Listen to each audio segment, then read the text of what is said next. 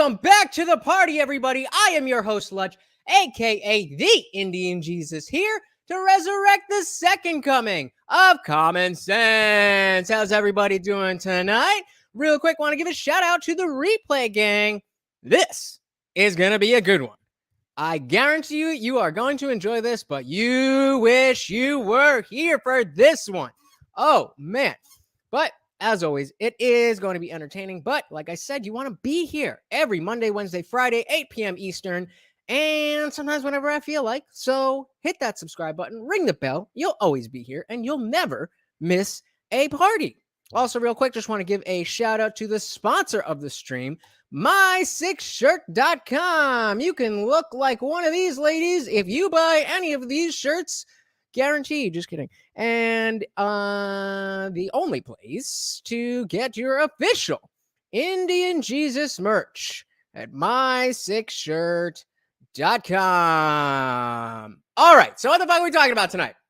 I am excited because apparently I just learned today, or maybe yesterday, I just learned that I killed my best friend.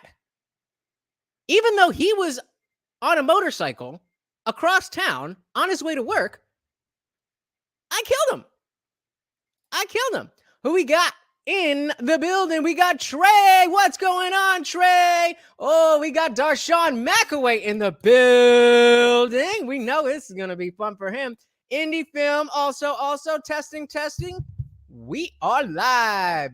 So before we get into too much of the heavy stuff, I wanted to ease into this by talking a little bit about where I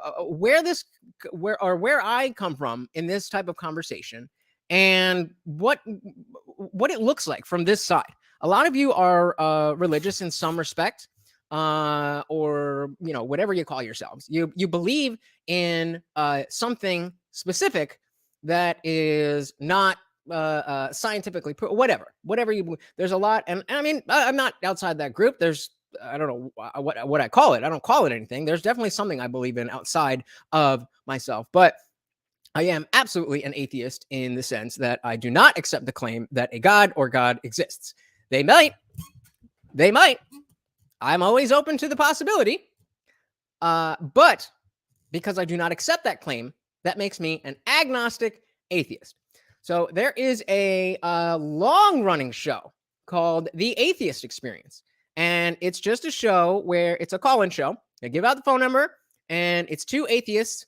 Before Rona, they were at a table, then they went digital, but two atheists. You call in, you tell them, what do you believe and why? Sounds pretty simple. Yet 16, let's call it almost 2 decades, and they've been doing this show. Nobody, and I mean nobody, has been able to call in and actually convince them to stop doing the show, that their lack of accepting the belief in a God or gods should be changed, any of that stuff. Everybody is wrong every time. So the reason I want to go through this with you guys is because I think it worked really well when it came to my dad and I. We would have lots of conversations about religion and belief, and of course, I forgot Marty's fucking thing. We would have a lot of conversations. Oh, I left it back here because I'm so smart. We would have a lot of conversations about religion and belief and why you believe this and why I don't believe that and why it's not okay. The whole list, whatever it was, we tried to talk about it. And, for the most part, we, of course, because we were coming in good faith, we would get along and understand each other a little bit better each time. But because we're talking about our own personal beliefs, it's very hard to step outside of that and step outside of your ego and really, sorry, I'm struggle streaming over here. God damn. All right. It's hard to take yourself out of your own personal beliefs so that you're able to address the logic of a claim on its face without being emotionally attached to it. So I made a long playlist, publicly available on my channel, of calls from this show. They do the show Sunday night, and then they'll clip up the each call and put it up throughout the week. And so I figured, before we get into our good old friend Henry, let's go through some of these calls, and we won't spend too long on it. And I want to give you guys a little bit of perspective of where I'm coming from. And if you are not a believer, then you will very much enjoy all of these arguments being added to your repertoire. But I do think it's very important for you guys, in the context of understanding where I'm coming from with this stream, to understand that what I think about all of this stuff. Trey says, I'm happy we've all had great discussions to be great discussions. I respect you so much that I settled and I agree to disagree. Well, fair enough, but the conversation is not over. The conversation can oh, great, gotcha. The conversation's not over. It's continuing. Anybody could convince me to, well, you couldn't convince me to be a Christian, but you could definitely convince me that God exists. I'm absolutely open to that, despite what Henry might say. But I'm getting ahead of myself. Let's dive into some of these calls. And there was one in particular. I'm getting ahead of myself. Let's get into these calls. I want to hear what you guys think. And then we are going to get into Henry on Darshan's platform telling me that it's my fault that my friend died, even though he was a devout Jew. And I'm pretty sure I was still religious at the time.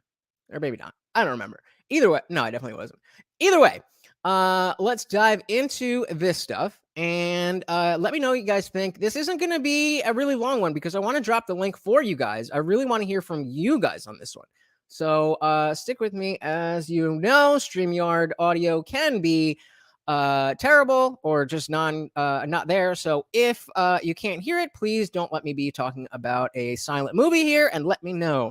Without further ado, let's do it.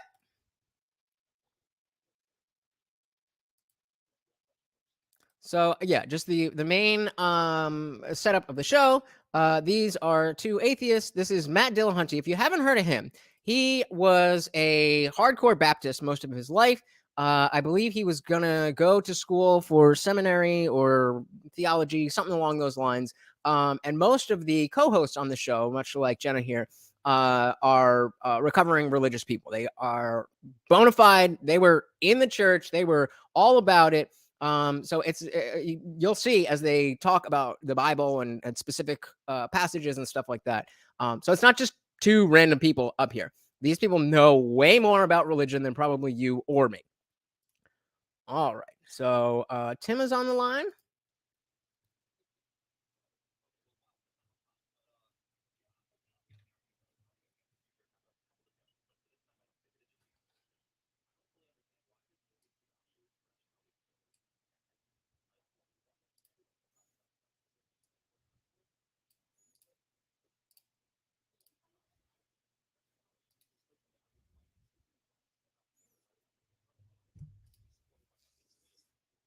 Thank you, Trey.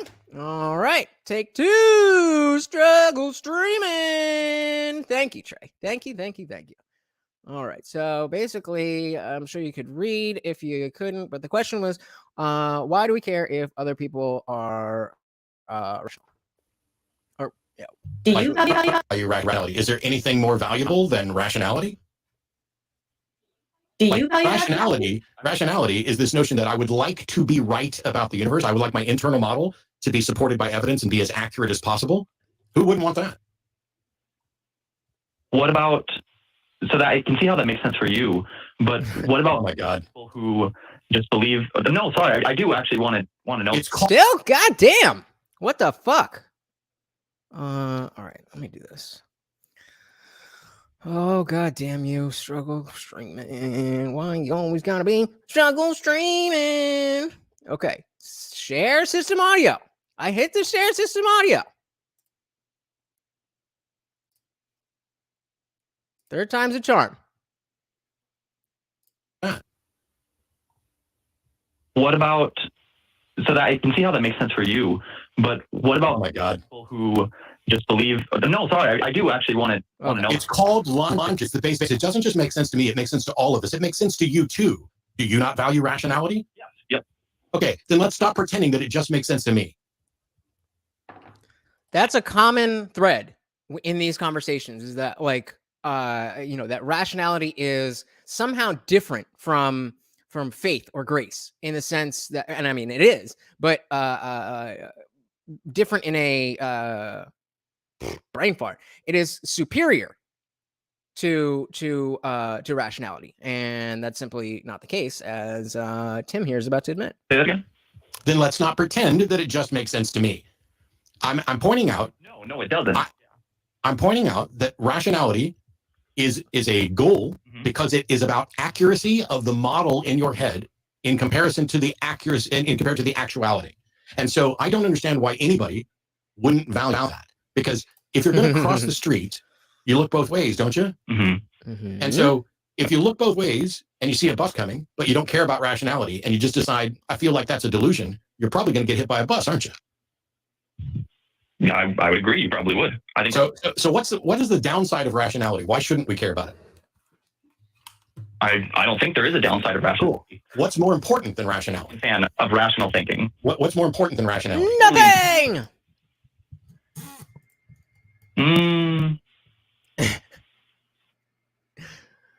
I'm going to argue. No, I'm not going to argue. I would say faith, but the reason I'm calling. Okay, we can pause.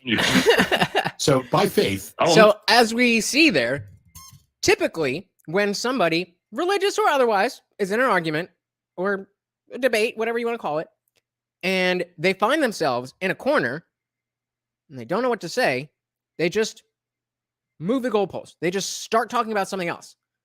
Like, well, let me ask you this. Like, no, hold on. You brought up this conversation. Let's finish it. Sorry. What do you mean? I was hoping to carry the conversation in a different direction, but we can go too late. What do you mean by faith? Because you just said faith is more important than rationality. And as far as I'm concerned, faith is the excuse people give for believing things when they don't have a good reason. And therefore, faith is what? Did he just say? Faith is the excuse people give for believing things when they don't have a good reason. And therefore, faith is gullibility. Is there any position that one could not justify by appealing to faith? I'm actually not sure if I would say faith is more important than rationality. I don't know. You did say faith is more important than rationality. Are you retracting that? I think I might be, yes. Okay, then what's more important than rationality? Bitch, I might be. I'll just say, rationality is most important right now. Cool. So your question that you called in to ask us is, why is an atheist rationality so important? And my answer is, because by your own admission, it's the most important thing. Okay. What I was hoping to ask is why is it important to you? Why is it important to you that, I worded that weird. Why is it important to you that other people have absolute rationality? What's the harm for people who just believe in whatever they want and maybe it does get them killed? Why is that important to you? Because I have to share space with them, and because I care about them, and because their lives impact my life. And so if you are so irrational that you go walking across the street and get hit by a bus, but you don't have the money to pay for your medical bills, the rest of us are going to have to pay for that. If you don't accept that there's a pandemic going on and you decide that you're just going to trust God and not wear a mask and not social distance, then you are the reason why we have over 300,000 Americans. See, even when, this is what I talk about with this is why I talk about dogmatic thinking. This is why I talk about dogmatic thinking. The guy is in a conversation talking about how logic is paramount, how rationality is paramount. Unless it comes to the dead and are setting new records. I'm not saying you specifically. I care that other people are rational because what they do has an impact on my life as well. And we don't like seeing people get killed. What about? Yes. Okay. Yeah. Okay. Yeah, I totally agree with that. What about for people whose ideas don't harm anyone? They're completely like what? How can you differentiate? So, I didn't pause it in time, but that's a good question. That's a good question from somebody who, as long as it's a legitimate question. So, okay, some people believe things that lead to bad things. We don't want that. What about people who just believe in, whatever they believe in and leave everybody else alone? I hear that all the time. Why can't you just let people believe what they want and leave them alone. Why do you have to get in their business? What's harmful or not? Because anything can be harmful in a certain light. Can it? Yeah. Yeah, love can be harmful. Yes. What do you think can't be harmful? Take for instance Joe Schmo, who thinks that the universe is made of energy. You know, The universe is made of energy. God is energy, that believes in pantheism, and all of their gods in their pantheistic idea are just loving and caring and want the best for people. Okay, because if that's not true, then what we have is someone who believes something that's not true, and their belief is going to inform their actions, and they're going to take actions based on an assumption that something is true when it's not. Beliefs have consequences, and beliefs inform actions, and those actions have consequences on others. And more importantly, the person who believes that in whatever benign thing you want, if Sean's going Lutch mode. It's not in fact true, then their brain used a heuristic to evaluate that claim and wrongly came to the conclusion that that claim is true. Now that claim itself may not directly be a negative, but the heuristic that resulted in the incorrect belief, that is a big problem, because we don't just think about one thing one way and one thing another. The process by which we evaluate whether or not something is likely to be true or not gets used over and over again. So if you have a heuristic in your brain that leads consistently to this one false belief, how many other false beliefs is it leading to? And how are those bad for those people? He just explained it. If it's not true, I didn't pick it up then. Okay. So notice how, again, how unprepared people are, not just him, but everybody who calls in, how unprepared people are to have this conversation. Because you go to your church and you talk about religion with other people, and you talk to strangers about religion because you say the word God and they're thinking, oh, God is love. Meanwhile, you're thinking about Yahweh from the Bible, and you guys are talking and agreeing and oh, yeah, whatever you want. You've never even had to fathom these questions. How much does this, how similar is this to the It's Complicated channel when a dude is like, what do you bring to the table? And goes like,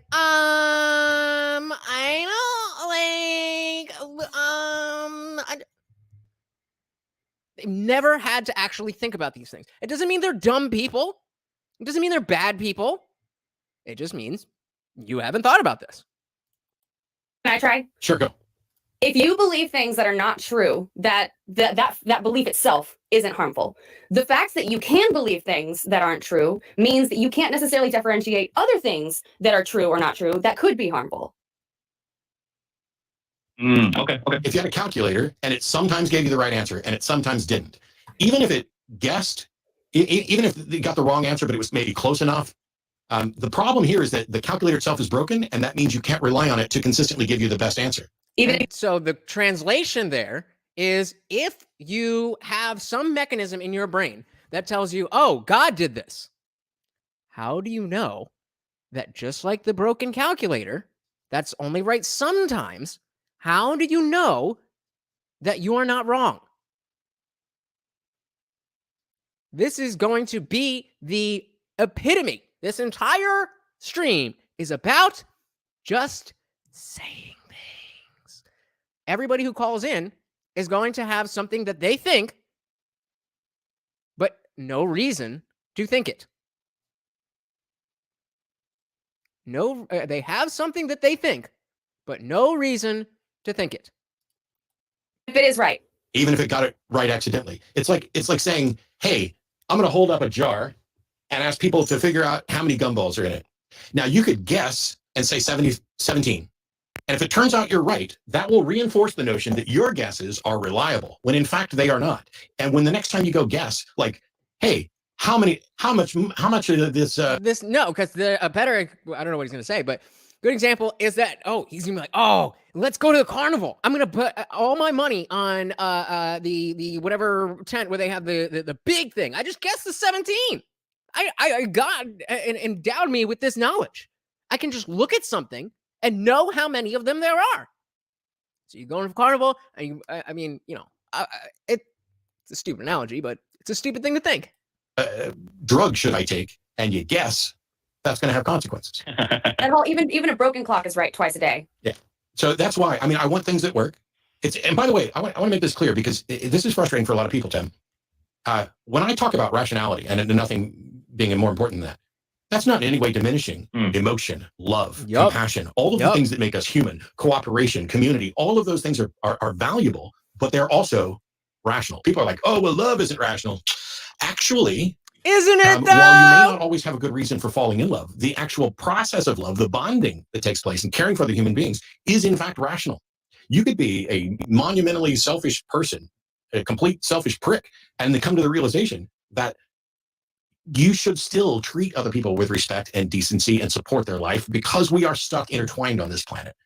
Right? So you're telling me what you're saying is that I don't need to believe in a God in order to act in accordance with what this fake God would want me to do. Rationality, I can't think of anything more important.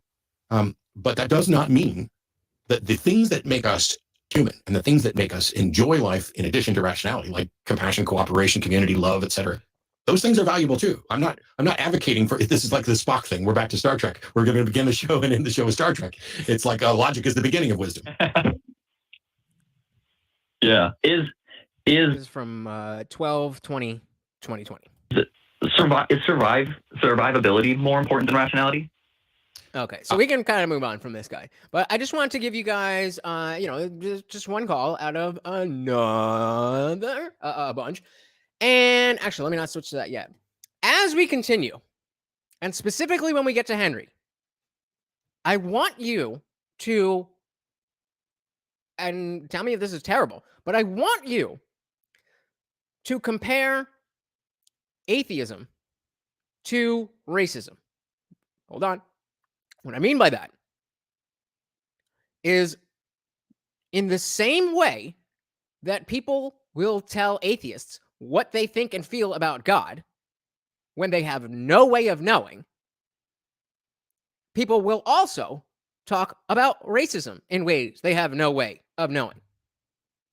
So when somebody makes a claim about an atheist, me or one of the hosts or something else, because we're atheist, what I want you to do is pretend that the experience that the atheist is claiming is a black person explaining their experience with racism.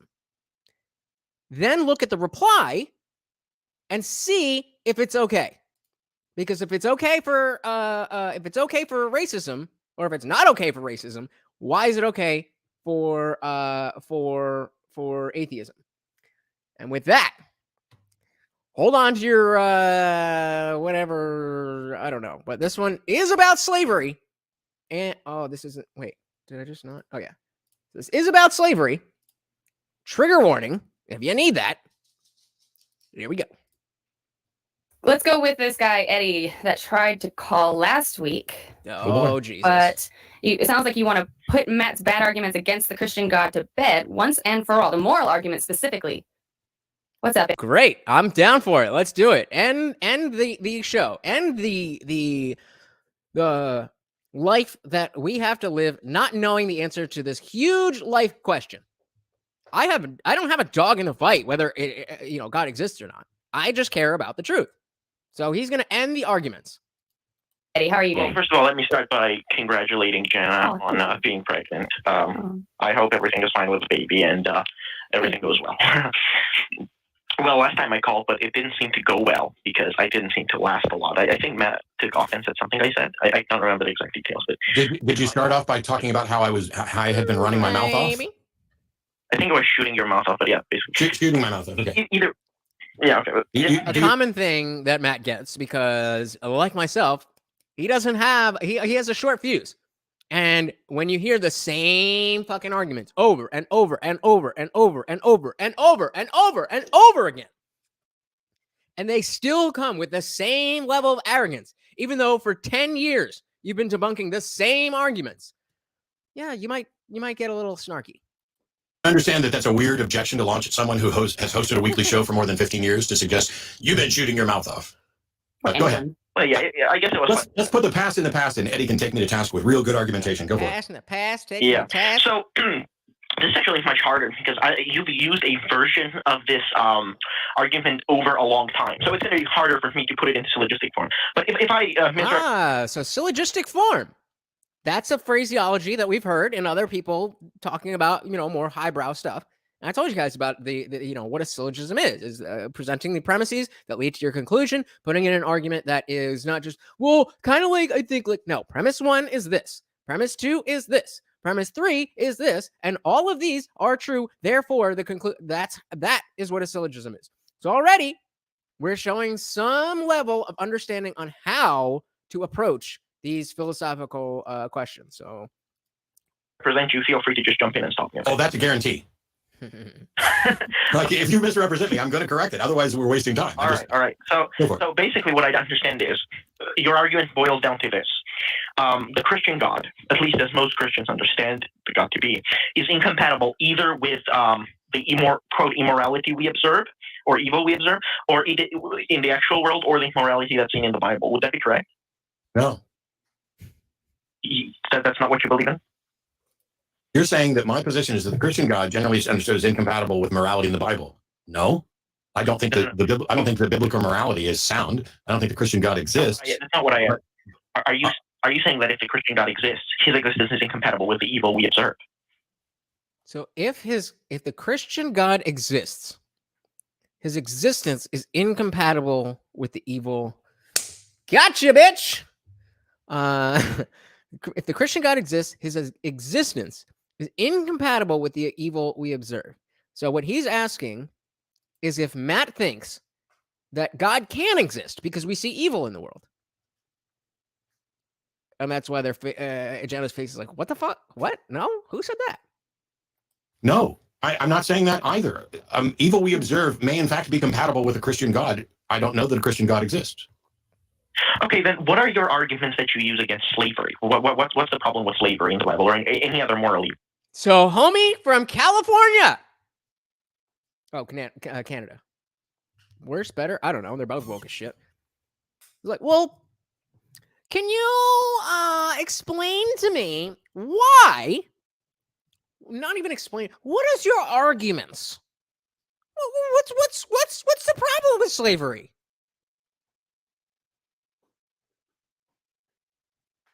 Is really?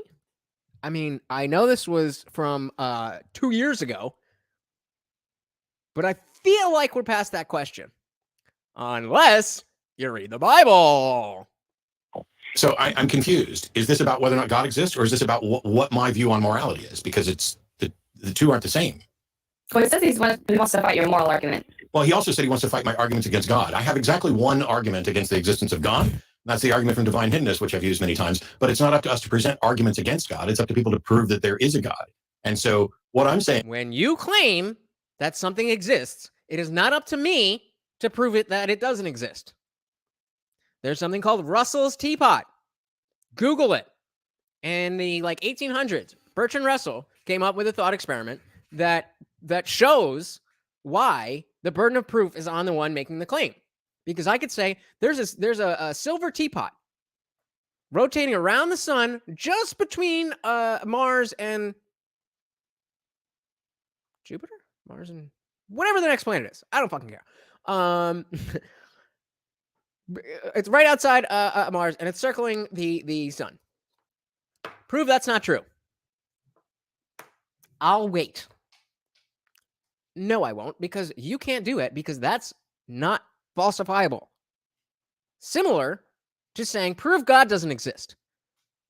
That's not how it works. If you make the claim that God does exist, it is your responsibility to prove that. is that the biblical position on slavery is immoral. Do you agree with me? No. So you think it's moral to own people as property and that you can beat them as long as they don't die within a couple days? I don't see why. Are you a moral realist? How would that be opposed to? All I did was it's not that complicated. ask if you agreed with me that slavery is immoral. I asked if you agreed with. Do you agree with me that owning another person as property is immoral? Do you agree with me that beating another human being as long as they don't die within a couple days should be unpunishable? Well, in certain cases, yeah.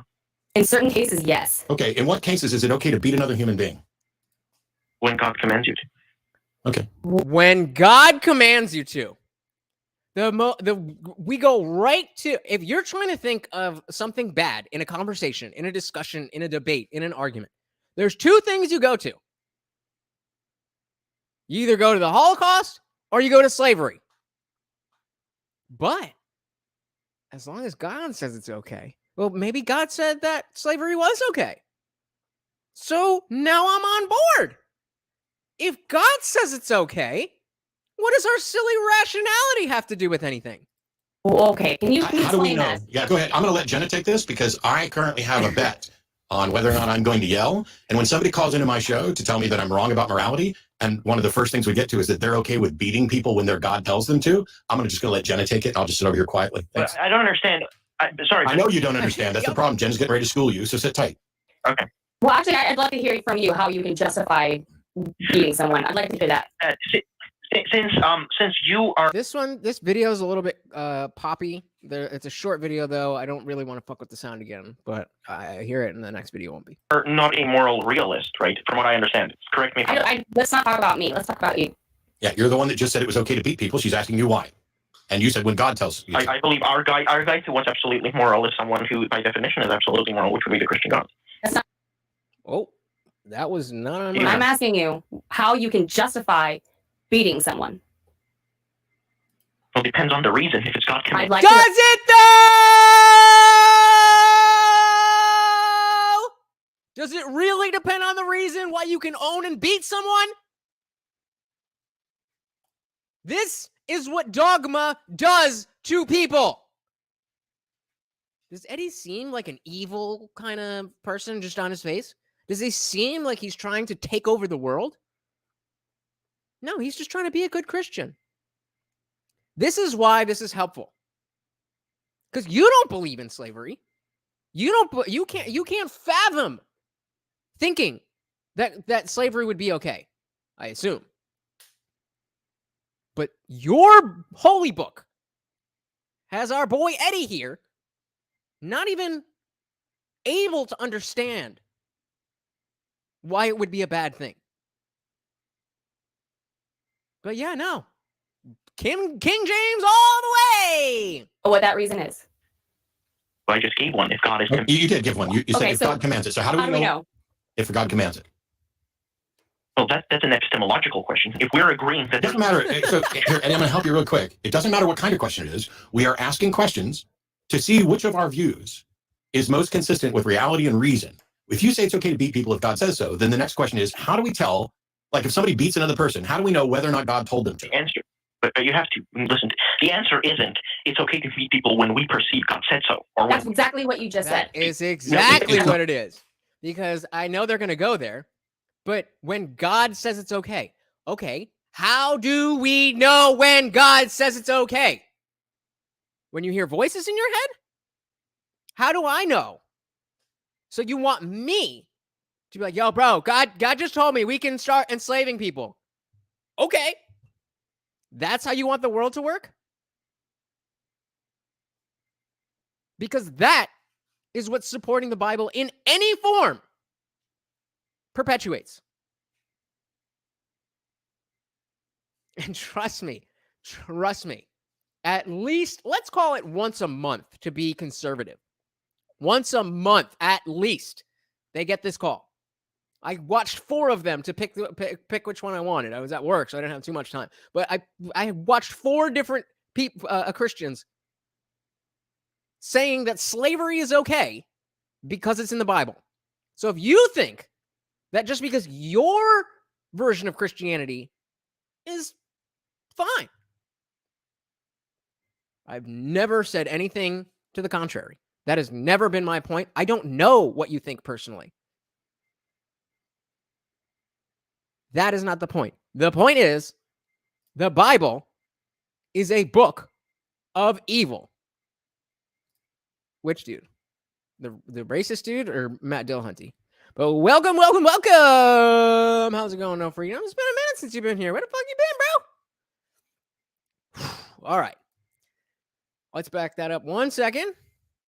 Another person. How do we know whether or not God told them to? the answer, but you have to listen. The answer isn't it's okay to beat people when we perceive God said so. Or when, That's exactly what you just said. no, It's not. I said when God said so. Yes, I'm asking you, and we're asking you, how do you know when God says so? How do you tell the difference between somebody who thinks God told them to beat someone and someone who God actually told to beat someone? And now I'll be quiet. Sorry. Sorry. So that's a good question, but it's unfortunately irrelevant here because you asked me to give a situation in which it would be moral, and I gave an example. I don't need to give an example of how I would distinguish it. Okay. I gave an example, right? Okay, you gave me an example, and let's talk about that example and whether or not that's a legitimate example. Okay, how do we know objectively whether or not a God has instructed you to beat someone? How can I know that? How is that relevant to the conversation? Because you're using it as an excuse to beat someone, and I'd like to know proof that this is actually a thing. That's not what I said. I said a conditional. If God, I know that Jen is steering, but you're either going to answer the fucking question or we're going to move on. You don't get to just go, how's it relevant? You asserted that if God tells you to beat someone, it's okay. And we asked, how does someone tell the difference between thinking that God wants them to beat someone or allows it and God actually doing it? And you don't get to just say that's irrelevant. That is the foundation of you. You're offered up your justification, and we don't know how you could ever provide that justification. You might as well be saying it's okay to beat people when the voices in my head say so. And we say, how do we know that the voices in your head said so? And you say that's not relevant. Look, you're not understanding, okay? The question here is simple. You don't get it, bro. The Bible said it. Here is a situation. I asked you. No. I asked you a question. Do you remember that question? It's an epistemological question. It's not non. I don't care what kind of question it is. I'd like See what I mean about just moving the goalpost? Well, it's a certain type of question. All right. What the fuck does that mean? Are you going to answer the question or not? And I'm going to guess the answer is not. Because he's never clearly, I don't know how old he is, but I don't know how far you can get in life in Canada not understanding why slavery is bad. Well, I guess as long as you shield it in religious belief, then it's what he believes, it's his religion, it's okay. Know if you remember what the question is, and I'd like to know why you won't answer it. Talking about, okay? You don't know what you're talking about, okay? Okay, well, you know what? Bye, bro.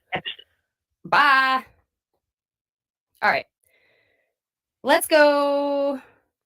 By the way, for the call screeners, we can add Eddie's list to the timeout. So sorry, I wasn't trying to make sure I was on point here.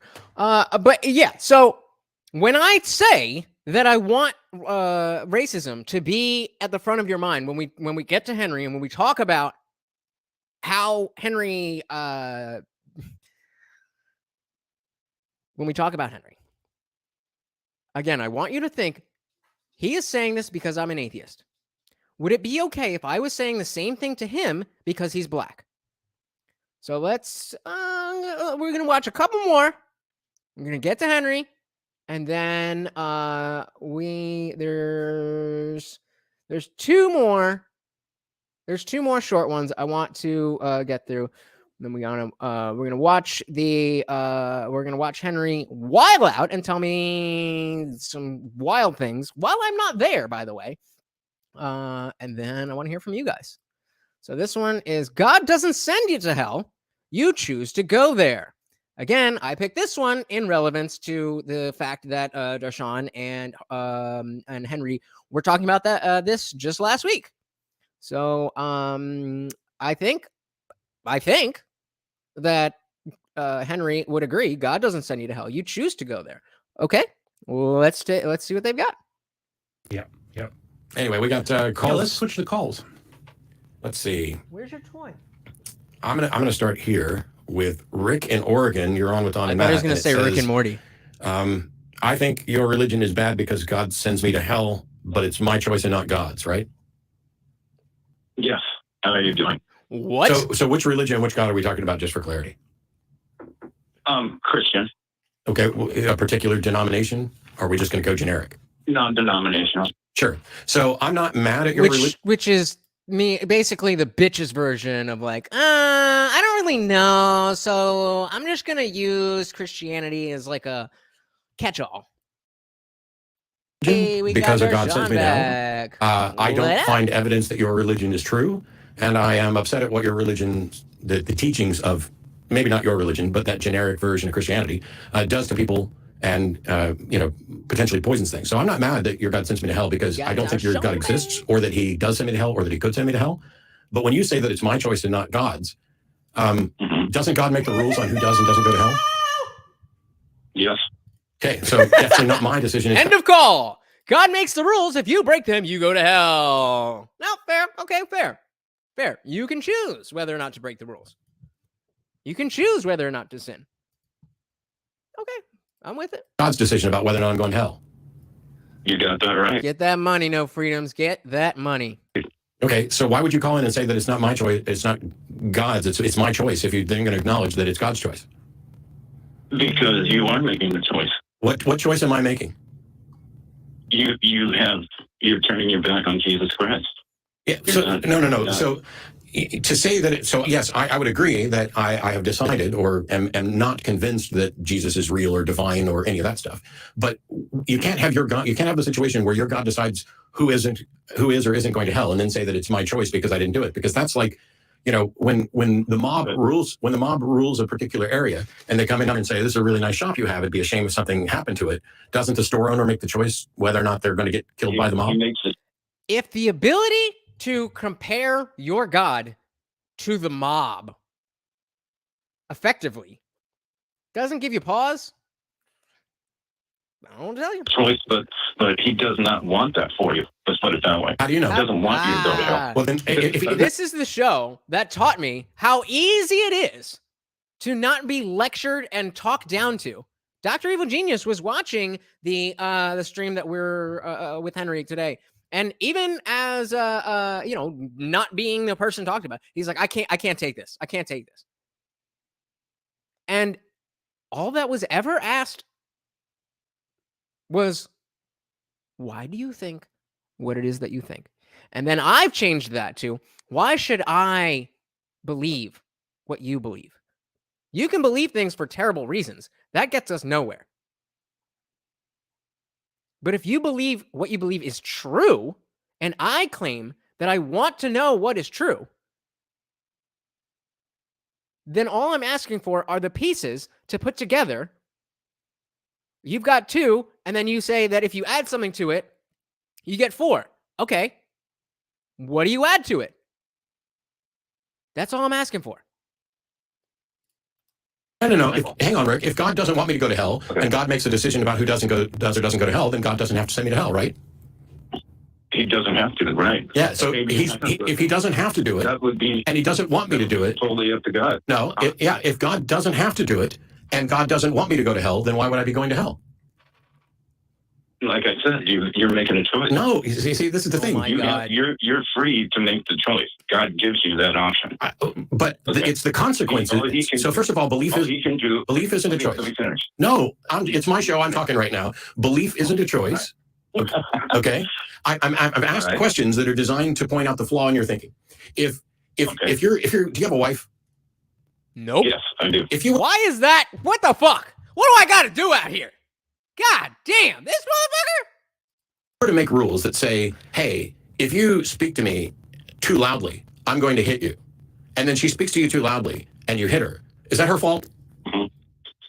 Is that her fault? Of course not. Okay. Of course not. Of course not. Why would it be her fault that you hit her? You're the one that inflicted the punishment, right? So similarly, God is the one who sends you to hell. No. It's your choice. I guarantee you. I will put money down.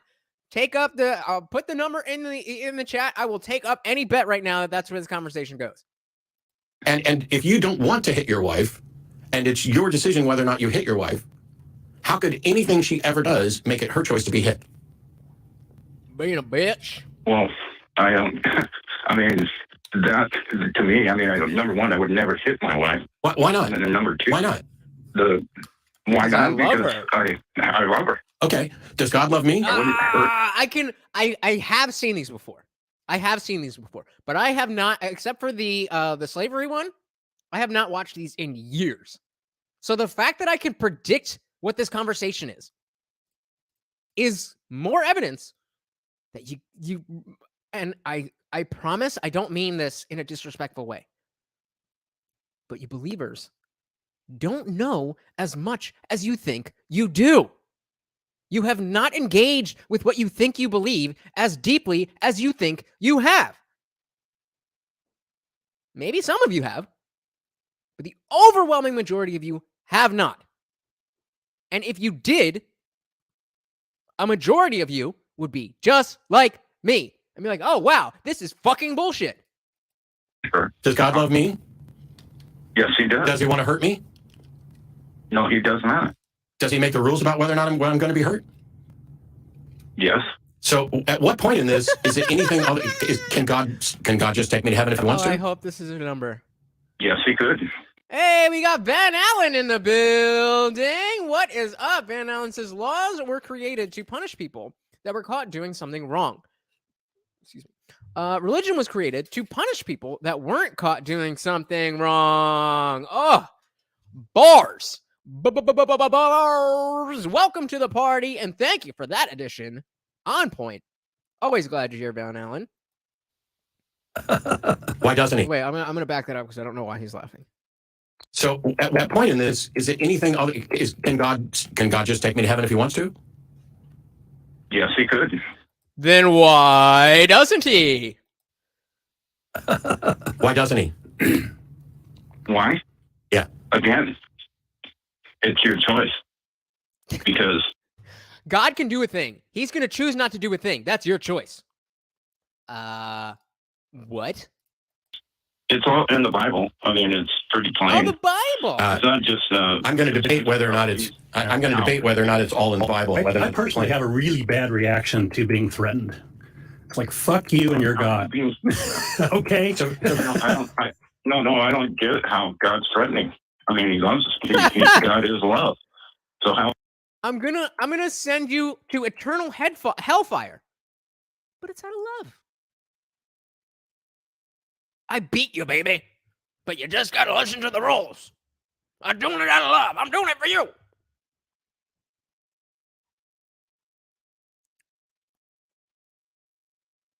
Any religious people got anything to say this dude? Because Okay. you're talking just exactly like an abused spouse. Okay. He hits me because he loves me. That's what people do. Your religion has gotten you to think that, It's not God. It's not God that's hitting me. it's not God that sends me to hell.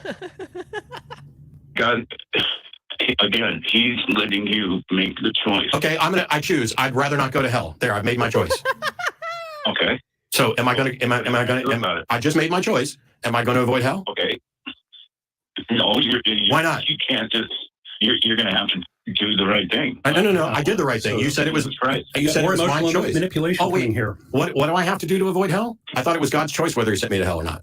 No, you have to accept Jesus Christ as your personal savior. I did that when I was a little kid. same. And again, as a teenager. But Okay. Same. Went through confirmation. what if I don't? But something happened. Yeah, I found out I didn't have any good reason to believe it's true. Same. Okay. That God's dealing with you on it. How do you know this? Maybe because I know God loves you. How do you know He that? wants you to be in heaven. How do you know that? It says it in the Bible again. Why should anybody care or believe what the Bible says? But I'll let you answer that in a second. If God loves me and doesn't want me to go to hell, is there anything that I could do that could trump God's desire to not send me to hell? Am I more powerful than God? Of course not. So, God's in control here. yeah. Got the memo? I don't know how else to explain it to You you. guys keep avoiding the issue. No. You're the one who's avoiding the issue. You've acknowledged that it's God's And control. there's the projection. There's the projection. Another comparison I want you guys to make as you're watching, especially those of you who are who watch the channel regular. Am I treating this fairly? In the sense that when it comes to the leftist bullshit, I treat it the same way. I would really love a yes or no on that. Do you think I'm treating this stuff the same way that I treat the leftist stuff, political stuff that I disagree with? Yes or no? Am I treating it the same? Ways that God is powerful, that I can't do anything to trump God, what God wants. And if God wants, if God wants me, I'm going to hang up on you if you don't let me finish. If God doesn't want me in hell, then how could I possibly go in hell? Doesn't that mean I'm more powerful than God? It doesn't mean that you're more powerful than God. There's no way. Okay. There's no way. There's no way. The logic is right there. But I believe. This is what dogmatic thinking does to otherwise intelligent people. But God loves you so much. He He gave his Yes, only Ethan! begotten son. Okay, To die for you. assuming that story is correct, then his only begotten son had a shitty weekend and then went on to be co-equal to God. That's not a sacrifice. And why would it? I've had plenty of shitty weekends, and I didn't become a god. He knew he was the son of Christ, or the son of God. So he knew he'd be brought back. So what kind of sacrifice is that? And I'm sure we're not going to get to a call about this, but why not just forgive humanity for all of our sins? Why add the extra step of making a person, letting them go through 33 years of life, torturing them for a week, when you can just do it? And if that was done, if Jesus Christ was sacrificed as our Savior, gave us grace for all of our sins, then what the fuck are we talking about? He already did it. Why do we have to follow anything? He already died for your sins. Again, feel free to correct me. No, it's not a sacrifice. Bullshit, it's a sacrifice. You can kill me right now. Stop. You can stop, Rick. Stop, Rick. Stop. Okay. You could kill me right now, and I would be permanently dead. And I would willingly do that if it would end world hunger and poverty. That is a sacrifice. I think I would. I want to think I would do that. I think I'd do that. Yeah, I'd do that. Saying, I'm going to let some people beat me and torture me and kill me, and in a day and a half, I'm going to rise up and become what I was before. I was God before, I'm God after. That's not a sacrifice. That's a bad weekend. Well, in your opinion. Okay. The truth. What was the sacrifice? If you begin with $100 million and you end with $100 million, but you set $100 million aside for 2.5 days, what did you sacrifice? So, before we get back in, that was a big hit. Any film says, pretty sure you just have to say God gave mankind free will. Free will is a nonsensical notion. We either have determinism or determinism with randomness. There is no such thing as free will. It cannot be. God may want all of humanity to go to heaven, but that choice is yours. But as we've just gone through in the last 8 minutes, it's not my choice. It's not my choice. I either can choose beyond whatever, or it's God's choice. Just like the abused spouse incident, just because you make the rules and then she breaks the rules doesn't mean it's okay for you to hit her. Unless you disagree with that. Indie Film, that's a direct question. Do you think that it's okay to beat your wife, if you have one, or just in general? Do you think it's okay to beat your wife if she did something that you specifically told her not to do? That is the crux of God doesn't send you to hell, you choose. That is the crux of it. Alan says, I used to read my kids' books before bed. We still had a kid's Bible book that I read one night. My son said, Dad, on the 7th day, God rested. Is he still resting? I'm going to go with Indie Film's answer. That seems to be what's going on. I definitely am open to the notion of a deistic God that set all of this in motion. Absolutely. I think that I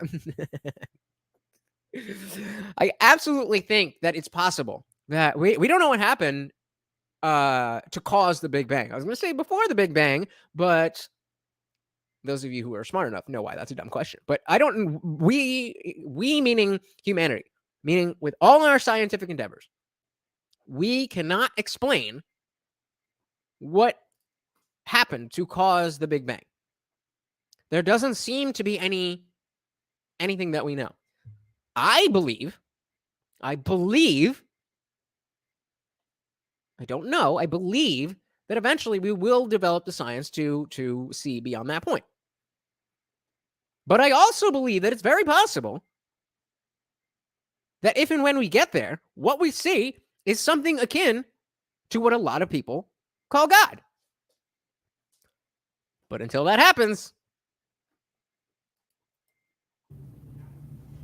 that's way beyond money. Yeah, it's way beyond it because this shit is actually real, and the Jesus story isn't. Jesus' story is totally real. Is it How do you prove that? though? How do I prove it? Yeah. By the Spirit. By what? By the Holy Spirit. The Holy Spirit. How do you prove the Holy Spirit's real?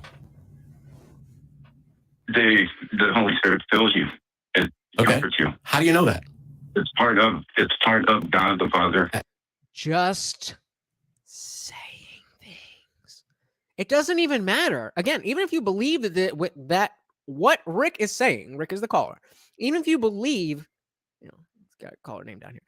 Even if you believe what he is saying, I hope that you can understand that he is not providing good reasons. He is just saying things. And to those of us, myself, I forget this dude's name, Hank, maybe? I don't fucking care. And Matt and any of the other atheists who are not strong atheists or Gnostic atheists, for the most part, are willing to listen, willing to be convinced otherwise. But y'all just can't do it. 20 years almost this show's been on the air.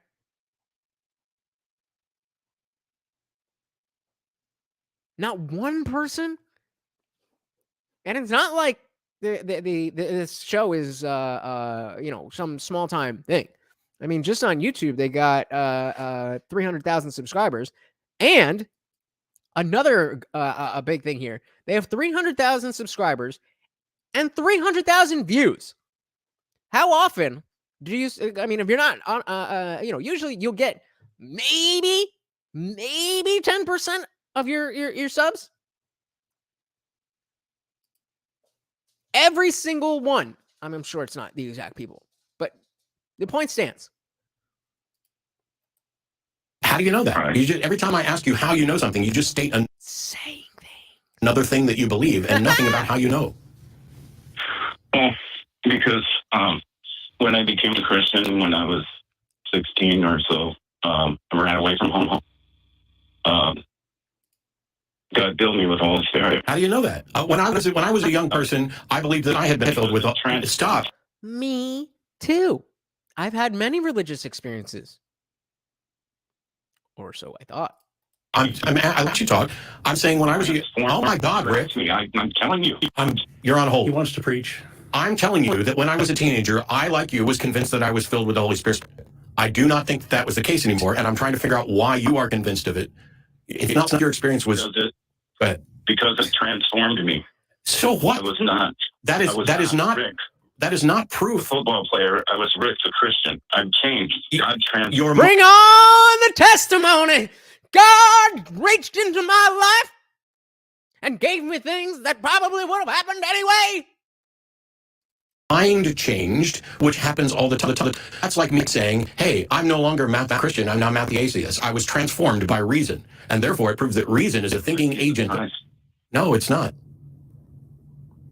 Okay, I mean, that's your opinion. Okay, and it's your opinion. Do you have any actual facts or arguments to back up your opinion? Because if we're just going to sit here with dueling opinions, there's other callers. Well, I mean, that's fine. I mean, if you want to go into another caller, I'm just being honest with you. If you're going to call and tell us that we're atheist because we're mad that your God is sending me to hell, when our actual position is we're not convinced that there is a God or a hell, you actually come with something. You got to stop pretending that you know what's in our head when you clearly don't. And if you say that you're filled with the Holy Spirit, and I ask you, how do you know that? You got to come with more than, well, once upon a time I was Rick the football player, and now I'm Rick the Christian. So clearly I was filled with the Holy Spirit. That's a completely circular argument. You haven't done anything to show anything. All right. So there's one more that I want to show you guys before we get to Henry. Because it's very relevant to the last religious stream that we did about divine hiddenness, or the fact that some of us genuinely, believe it or not, actually really did come from a place where we believed in the Bible, in God, in Jesus, the Holy Spirit, the 10 Commandments, the 14, the Stations of the Cross, all that shit. That was my lifestyle.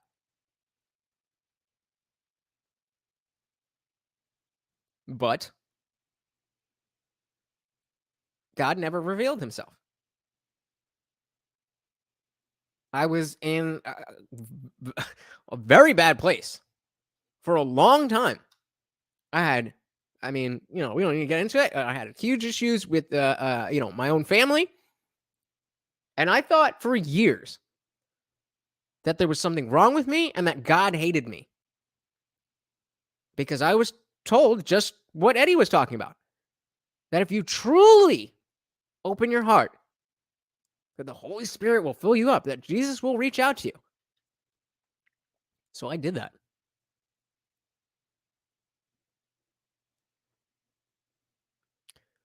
So again, did I do something wrong?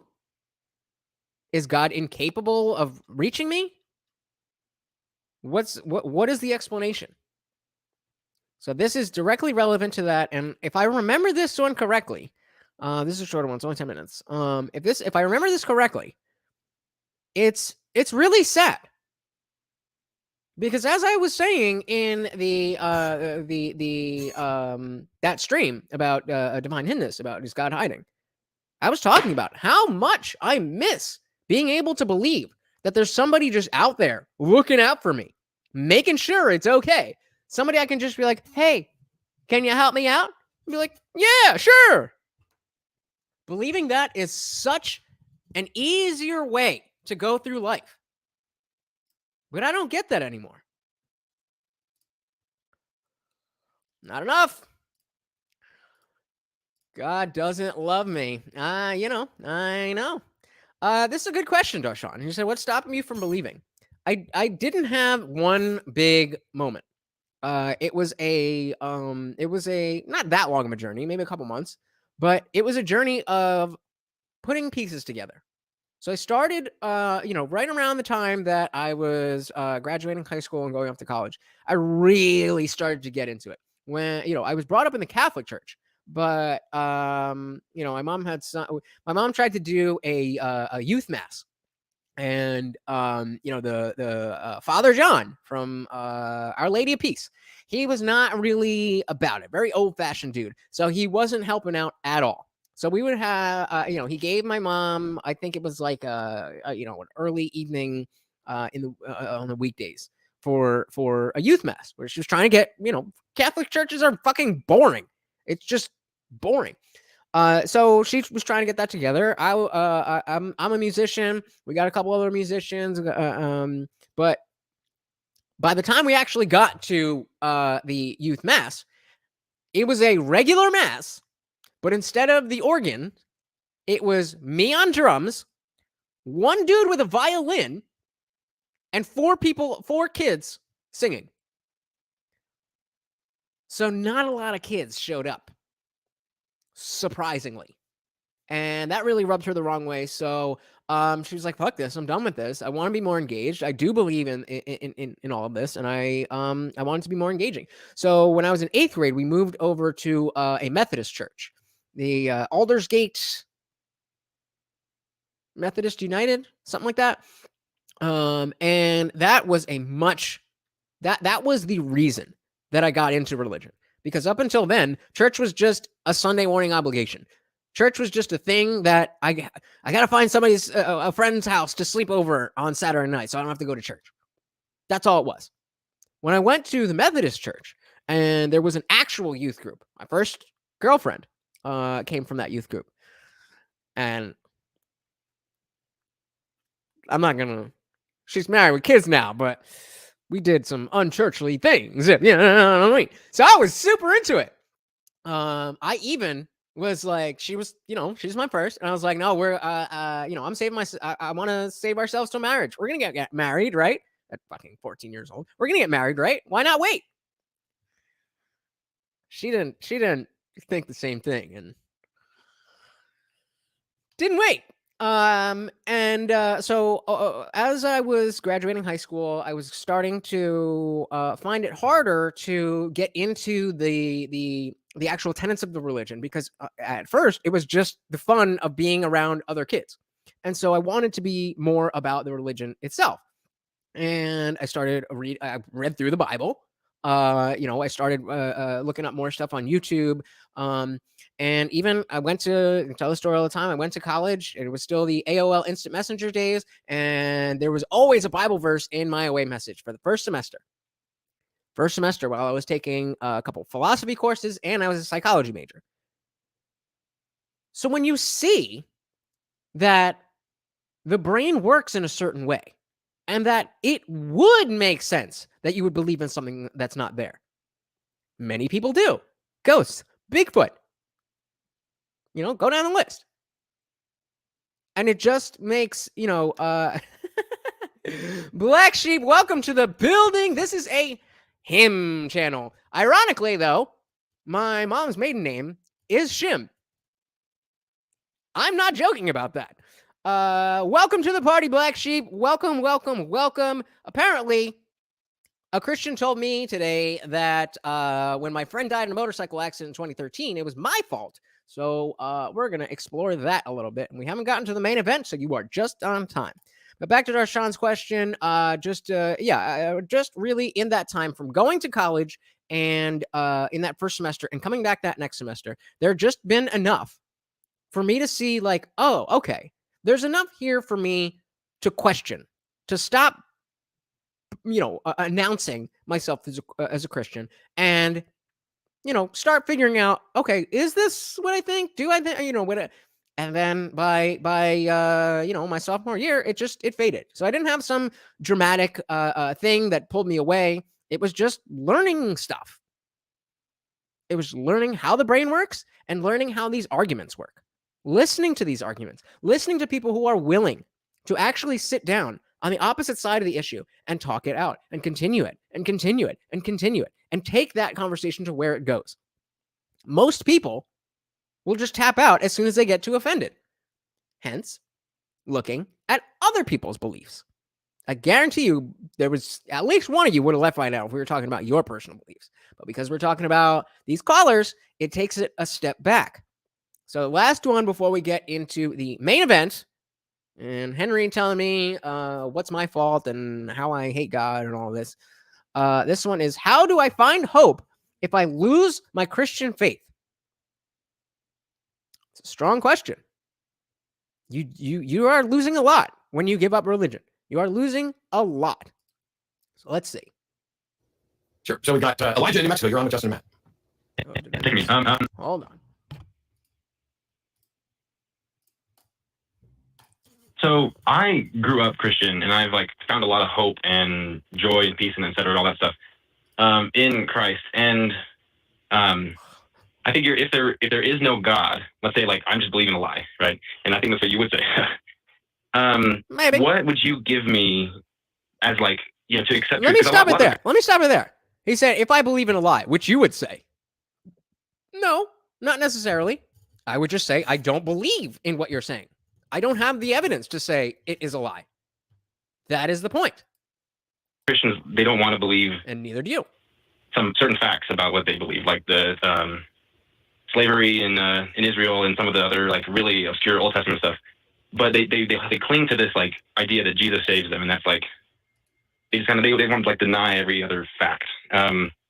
So what do you have as an atheist to give a better hope than the resurrection of Jesus pays for sin, and that makes me and other Christians feel there's a reason that we're alive, and there's all this stuff. Sure. So hopefully that was worded pretty correctly. I'm interested in an example of what hope you think you've been given by Jesus. But if in fact you're correct, if in fact your hypothetical is correct, and that all of the hope you have is false, then what I have given you is an elimination of false hope. When you cure cancer, you don't replace it with something else. The curing of the cancer is the reward. That is the healthy system. And so if somebody's filled your head with a bunch of nonsense that isn't true, and it's impacting how you live your life. Yes, this is so on point. You don't replace cancer with something else. You just get rid of it. You've been passed down these things about how you feel you need to be ashamed of this, that, and the other because of this, that, and the other, because of God said it. That is a cancer that was implanted in your mind from the time you were a child, most likely.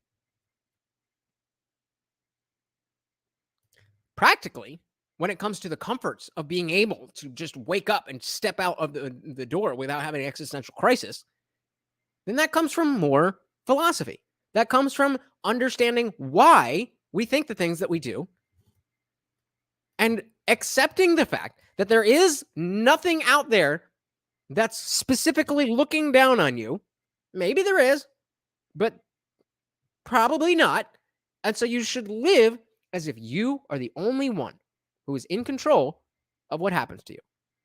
Because even if you're wrong, you will still be a moral person. Now, if you care about believing in Christ, but you don't care about being a moral person, we don't really have much to talk about. I put morality over beliefs, regardless of what they are. Removing those false beliefs will impact how you live your life so that you are no longer misled. That is the reward. Not, hey, can I fill you with some other hope? No, if you desperately want to believe that you're going to live forever, then, okay, you can keep accepting delusions from anybody who's going to spoon feed you that you're going to live forever. But if you want to have an accurate understanding of this life, where as far as we can tell, this is the one and only life I'm going to get, and that I'm not going to live forever, then that is the reward. Knowing that this is your one shot to interact with people, and that's going to impact how you do it. That is its own reward. Okay. Yeah, that's a good answer. Thank you. So if I were to say that I don't feel like that is like enough for me, I mean, that might just come across as I need more. I'm scared. unintelligent. But like a lot of Christians who, yeah, I guess some people just reject that. But well, here's the thing. My only concern about the God thing is there sufficient reason to believe that it's true? No. Well, I guess that's what I'm doing right now. I'm like questioning and trying to discover. Right? I haven't yet found sufficient reason to believe that it's true. I find people who, when they go looking, are convinced that there is, and then when I ask them to present it, I get nothing. And in your case, it sounds like you're not necessarily convinced there's sufficient evidence. It's just that you're worried about what happens if you stop believing. Evidence-based belief is its own reward.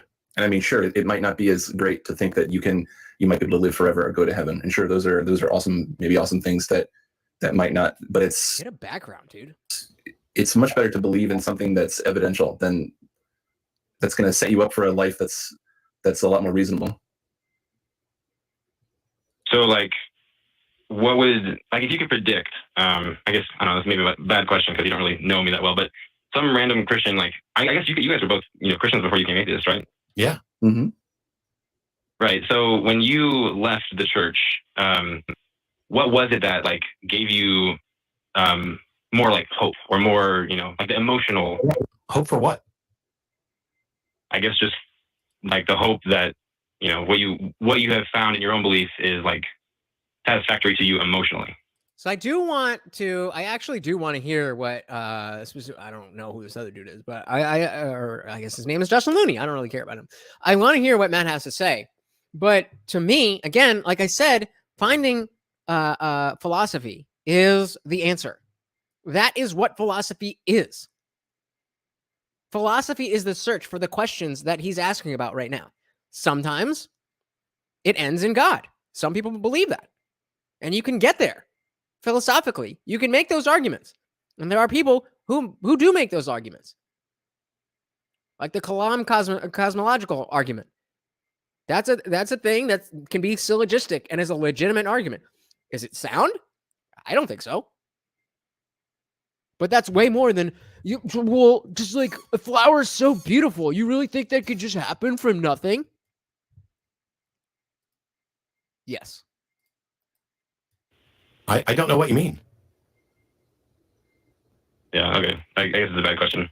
It's not. I'm not saying it's a bad question. It would be a great question. I'm saying I don't understand what you mean, because when I found my way out of religion, it's different for different people. There's some people who suffer incredible trauma because of the religion they used to believe. When they find their way out, that they need counseling and they suffer from religious trauma syndrome. For me, that's what I thought this call was. Somebody who was like really having a hard time And I thought that might pull on some heartstrings.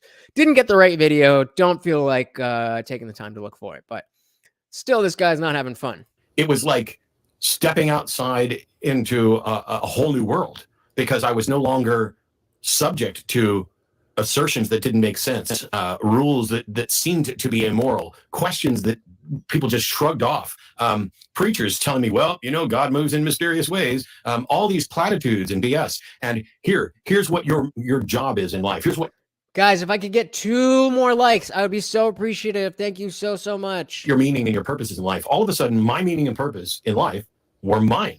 And the decisions that I made, I could take credit for my own actions and take responsibility for my own actions. I don't get to blame anybody else. I don't get to talk about an afterlife. What do I have? What is it that I have hope for? I have hope in human beings getting together to do what we can to solve our problems. Because as far as I can tell, that's the only thing that has ever made the world better. No, but we're heathens for thinking this.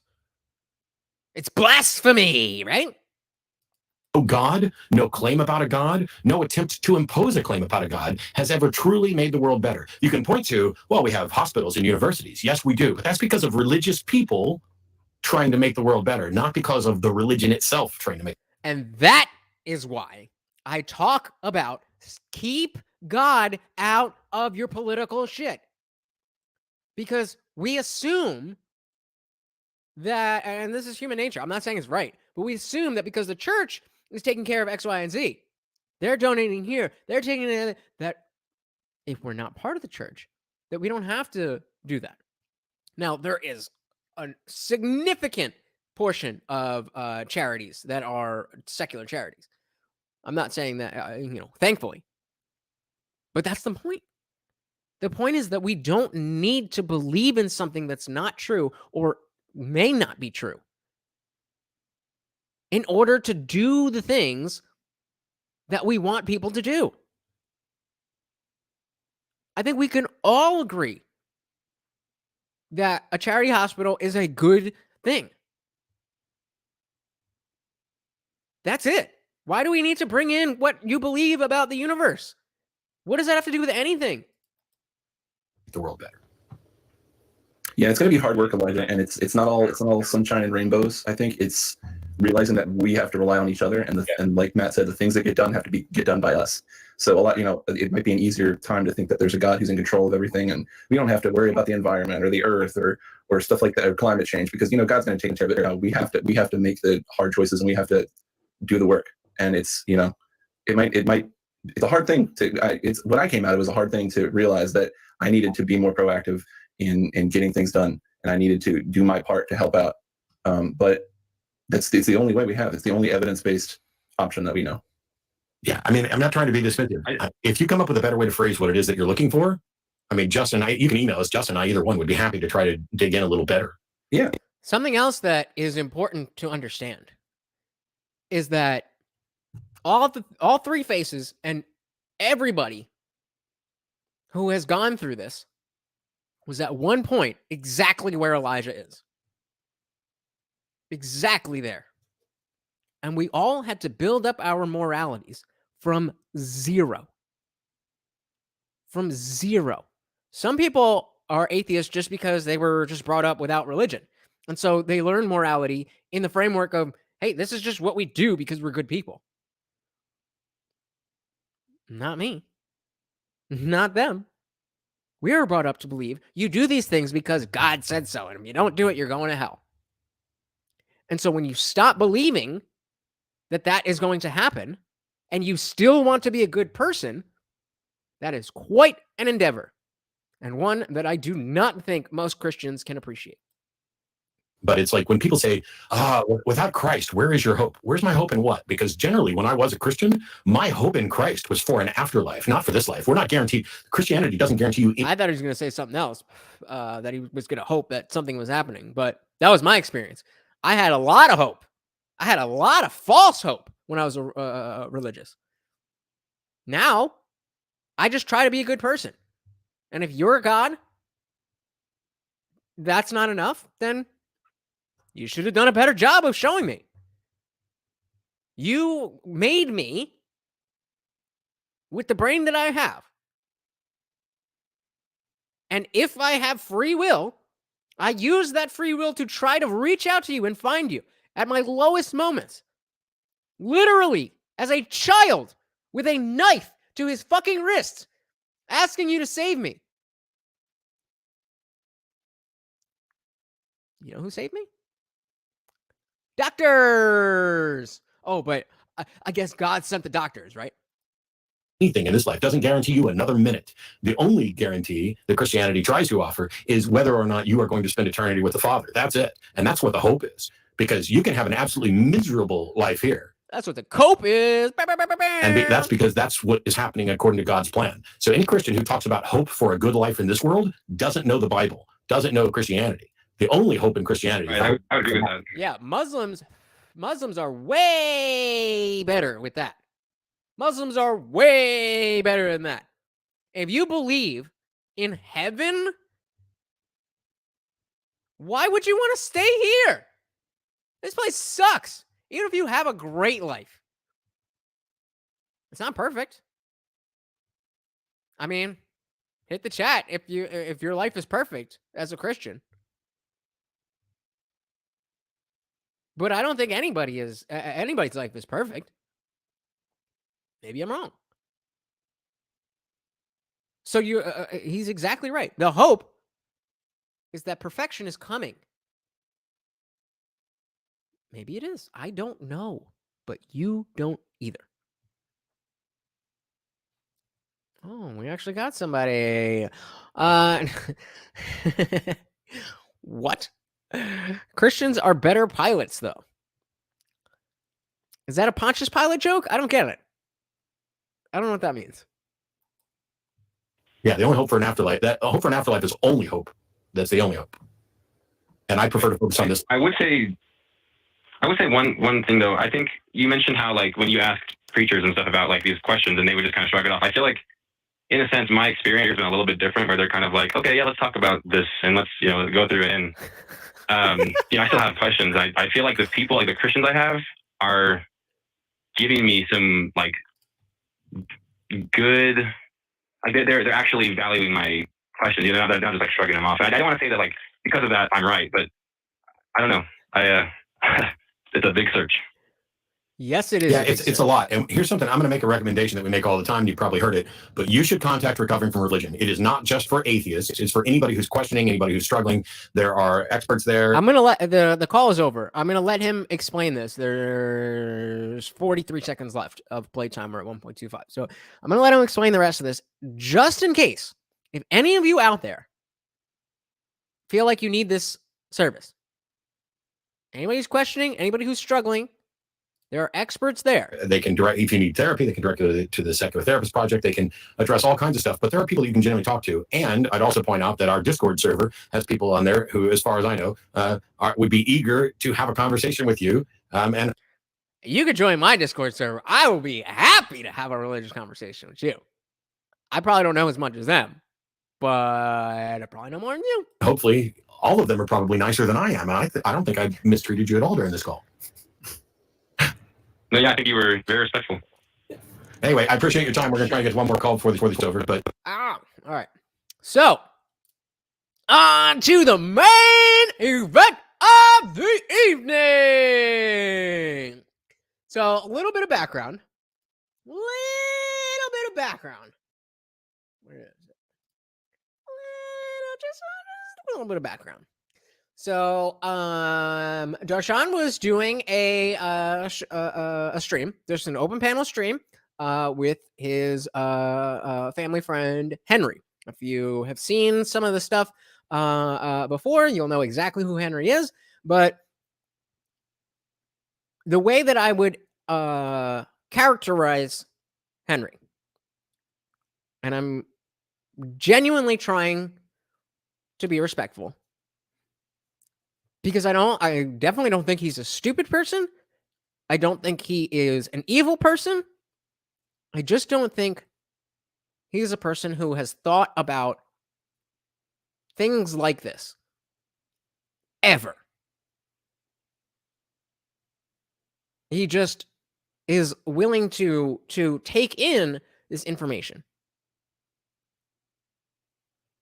And just like anybody else who's a slave to their dogma, logic goes out the window. So let's start from the beginning. This is a little clip. I wish there was more. I should have clipped it. I think I clipped this out. I don't know. I think this is enough. But let's play it and then we'll talk about it if we need to. Naturally. But you said yourself, you're looking to... So obviously our boy D-Mac in the building, and I want to make 1,000% clear, 1,000% that I have zero. I have nothing negative to say about Darshan. He has been so supportive of this channel and me personally. I don't. If you're, I assume you're still here, but if you're not, if you're still here, Darshan, I don't think you really understand how much, some of the stuff that you say in support of me, really matters, because you are on a level of success that I look up to, and I'm not just talking about monetarily. I'm talking about your life in general, or what I know of it. And if I could follow in your footsteps, I will be if I can have half of what you have, I will be a very happy man. We're at different stages in life, so I'm not saying that, I'm envious, in that sense, in a negative sense, but I think you got it figured out, bro. And I really do appreciate you. So as we go through this, even though he's a Christian, that was a joke.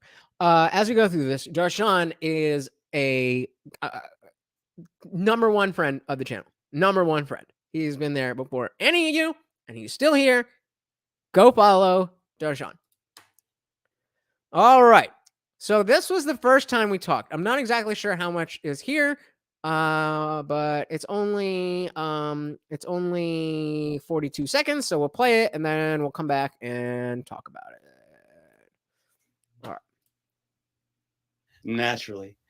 But you said yourself, you're looking to resurrect common sense. What common sense is there in blasphemy? So he is the blasphemy is that right here. Trey is also someone who holds this opinion, but somehow he's able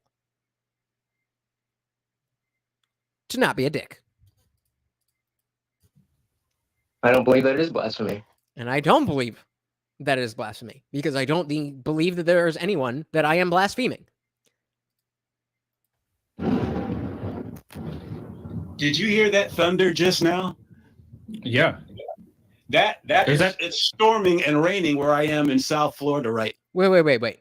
Before we go on, I just want to make sure we see what's on what it says here.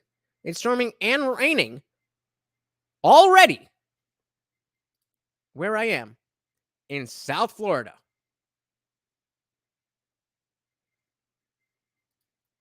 Now, as soon as you said I didn't think it was blasphemy, thunder just happened. Did you hear that, Mr. Lutch? Did you hear that?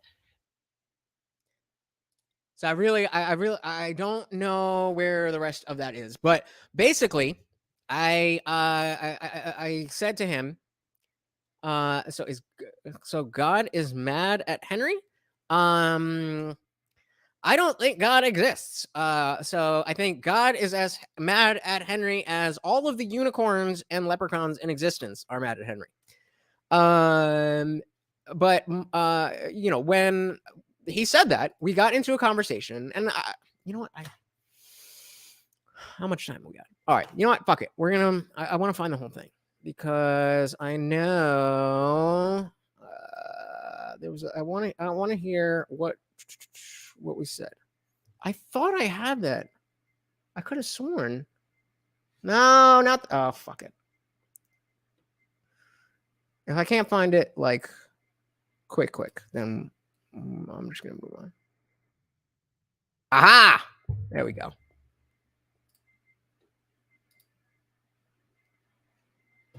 All right, so I'm gonna skip through. You're fine. You're fine. I can't. to throw that at you and save the name for last, just so we could get through it, the conversation pretty smooth, because I know how you take the blasphemy of somebody using the name TheIndianJesus to, promote a channel and to try to make some money, Yeah, exactly. That could be a conversation in and of itself, but we don't want to hurt his feelings. But then again, I've already sent him a text and an email rather, and let him know about he needs to change that IndianJesus thing. But again, he's hard-headed. He's 31, but that's okay. I'm only stopping it because I felt stupid. I'm not 31. I told him I was 31. I'm 32. I'm going to be 33 this goddamn year. Jesus Christ.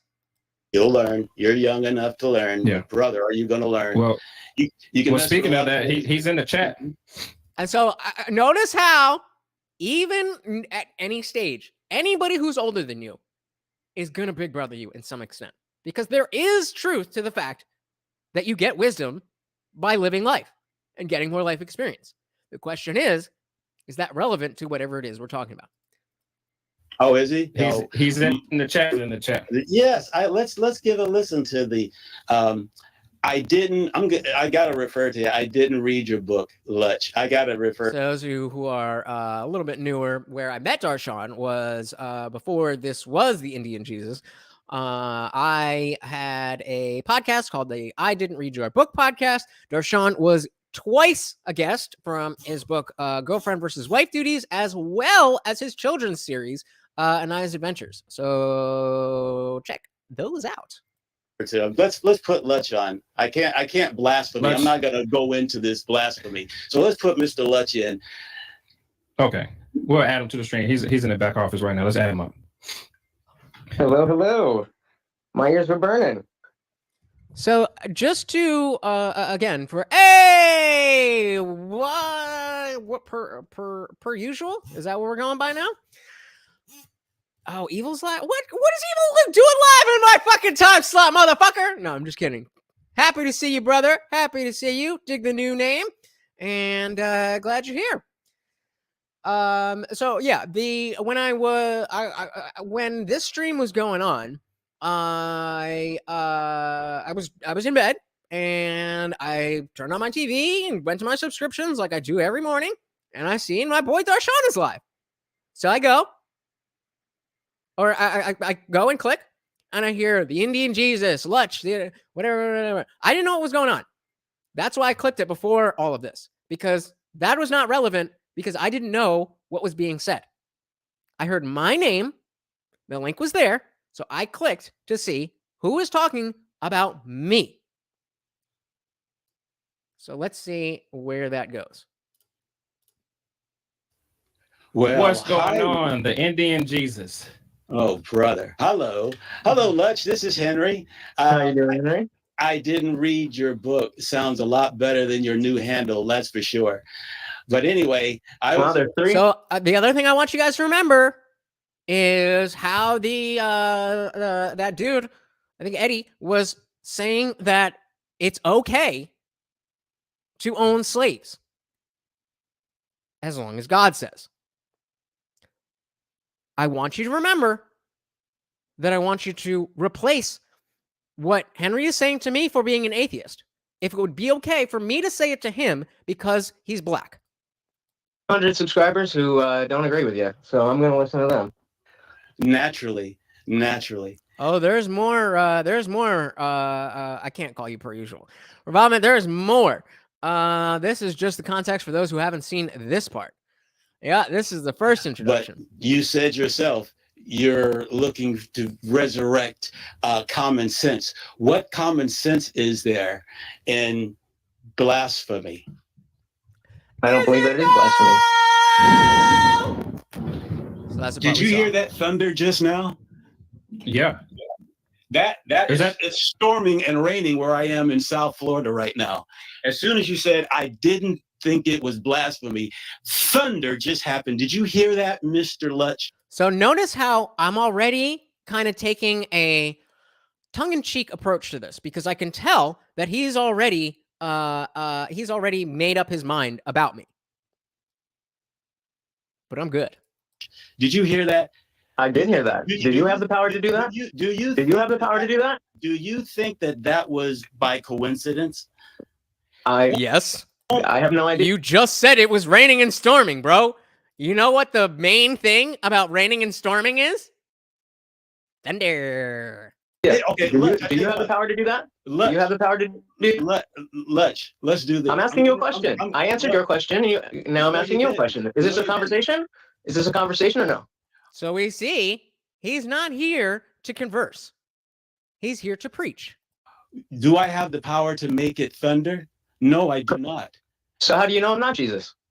Do you have the power to make it thunder? I don't think so, but that's what you're implying. So how do you know I'm not Jesus? If you're going to say that my words can cause thunder, maybe I'm not the motherfucker you want to fuck with. Because you didn't go to the cross and die for anybody 2,000 years. Again, the burden of proof is on he who makes a claim. I have not made any claims in this stream, but now he's telling me I didn't die on a cross. Years ago. You're only 30. Are you sure about that? How do you know? How do you know? Lutch. Who told you that? Lutch. Nobody. Who told you that? Lutch. You're trying. Burden of proof is on him. Trying to bait me, okay? Let's talk. I'm just having a conversation. Let's talk about something. See, there it is. There it is. In the corner, you're trying to bait me. No. You made a claim, and I'm asking you about that claim. You're making claims that I did or didn't do things, and I'm asking you, how did you know that? You are making a claim that I didn't die on the cross 2,000 years ago. How do you know that? How do you know I don't know that? Answering You see, a I can just question, reverse it. answering a question with a question, and I still got it. How do you know I don't know that? You see, I could just reverse. Because you won't answer the question. That's how I know that. Lutch. Because if you did know, you'd answer the question. We could play word games. We're not here to play word games. I'm just saying that this. Yeah, they're word games. Truth claims are word games. Should I put that on a shirt? IndianJesus. So people on my channel, I often tell people on my channel. I often tell people on my channel. Okay, I tell you what, Mr. IndianJesus. Let's talk about. He called me IndianJesus. Blasphemer! You better repent. I hope you repented for that, Henry. I hope you did. Because otherwise, you're going to be down in the depths of hell with me. What do you want to talk about, Mr. IndianJesus? Since you're on the screen, we were talking. We were talking. Do you want me to answer racism. the question, bro? We were talking about Jesus racism. Christ. We were talking about prejudice. We were talking about injustice. Do you want me to answer the question? You asked me a question again. No. I already asked me a question. Not Jesus. No. I'm just going to ask questions and then move on. You don't have to convince me that you're not Jesus. You don't have to convince me of that. I already know that. So let's move on. Do you know? Let's move on. All right, fine. So you asked me a question. What would I like to talk about? Right, would you like me to answer that question? Why do you think there is racism and prejudice going on in the world? Why do you think that? That's a multifaceted question. There's a lot of evil people around. How do you know that? Because I can see it with my own eyes. I see people acting. How do you know what you're seeing is real? Ooh, he got me. Did he though? I don't. I just trust the fact that I have a continued consciousness from the time that I was born, and I believe in science. So those things lead me to believe that what I see, that I can trust my senses. But as Descartes said, I think, therefore I am. And that's the only thing that we can know. So you're right. I don't know any of those things are actually real. They could be figments of my imagination. You could be a figment of my imagination. I don't know. But I choose to trust that my senses are telling me the right thing. And so that's led me through life for 32 years pretty well. Oh, I did say 32. 32 years. You've got so much to learn. I don't want to hear anything from anybody who is younger than me when I mention your age, because listen to how you handle it. Do you know you've got to study history, the history of the world? Oh, making more claims. All the way back to the beginning, and then you would have more of a focus on what's really going on. Lutch, how do you know what my focus is with what's going on? I'm making claims. What is your experience with what I have and have not studied? You claim to.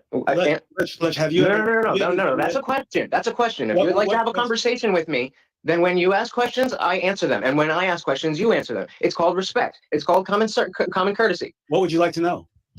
I would like to know, as you are making claims about what I do or do not know about history, what you know about what I study about history. In what position are you to make a claim that I need to study history? Have you read? Yes, I have read the Bible. I was brought up a Catholic. Have you read the Bible? Probably not. Only just the parts that he likes. The King James version of the Bible. Yeah. Have you any version? Have you heard any version of the Bible? Version. Mm-hmm. So how can any version? Not answering the fucking question because you can't. You claim to see again. You won't answer the question. These are the people you're the one telling people that this is blasphemy. This blasphemy. People should listen to you. You can't even answer a question from a supposed heretic. It's a simple question. Have you read a Bible? I've read the Bible. I've answered your question. I've read. And so you believe in all of it? Is it you believe in all of it, or you believe in part of it? No, you have to believe it all or nothing. That's what that was supposed to be a trap where he said, "No, I believe in this," and then I was going to say, "Well, what gives you the authority to pick what's right and wrong?" But he says you got to believe all of it, or you got to believe part of it, or you got to have it's all or nothing. And I agree. So remember a couple videos ago where we were talking about how the Bible, King James,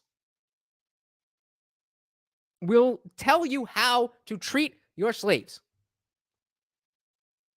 I know it's a superficial argument, but all the more reason. It's so easy to go to that because you don't have a response. Your holy book tells you that slavery is okay in some cases. But God is love, right? Bible says. I agree. I agree. Or you reject it all. I agree. So you believe in. So I've accepted. So what I was going to ask is, he believes in the slavery part.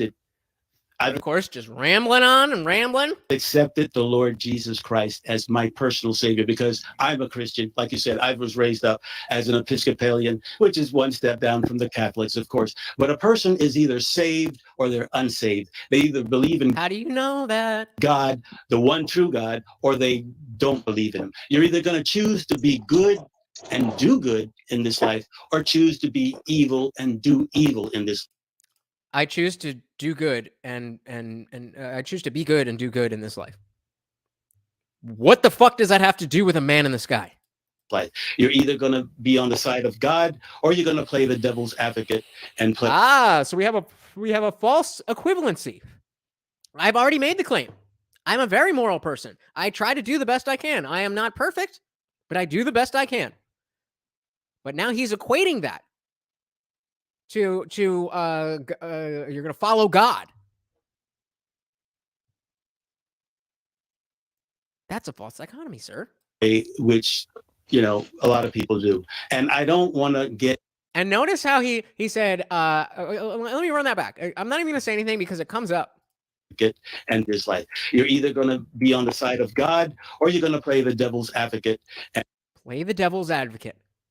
Keep that one locked away. And play, which, a lot of people do. And I don't want to get into. Brilliant. You can follow God or you can be the devil's advocate. And a lot of people do that.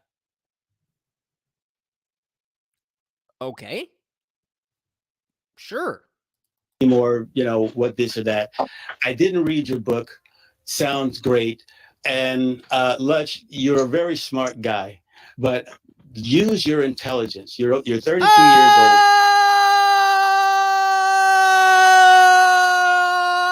Oh boy, we have a sponsor, a new sponsor of the stream, Darshan McAway. Thank you so much. I really appreciate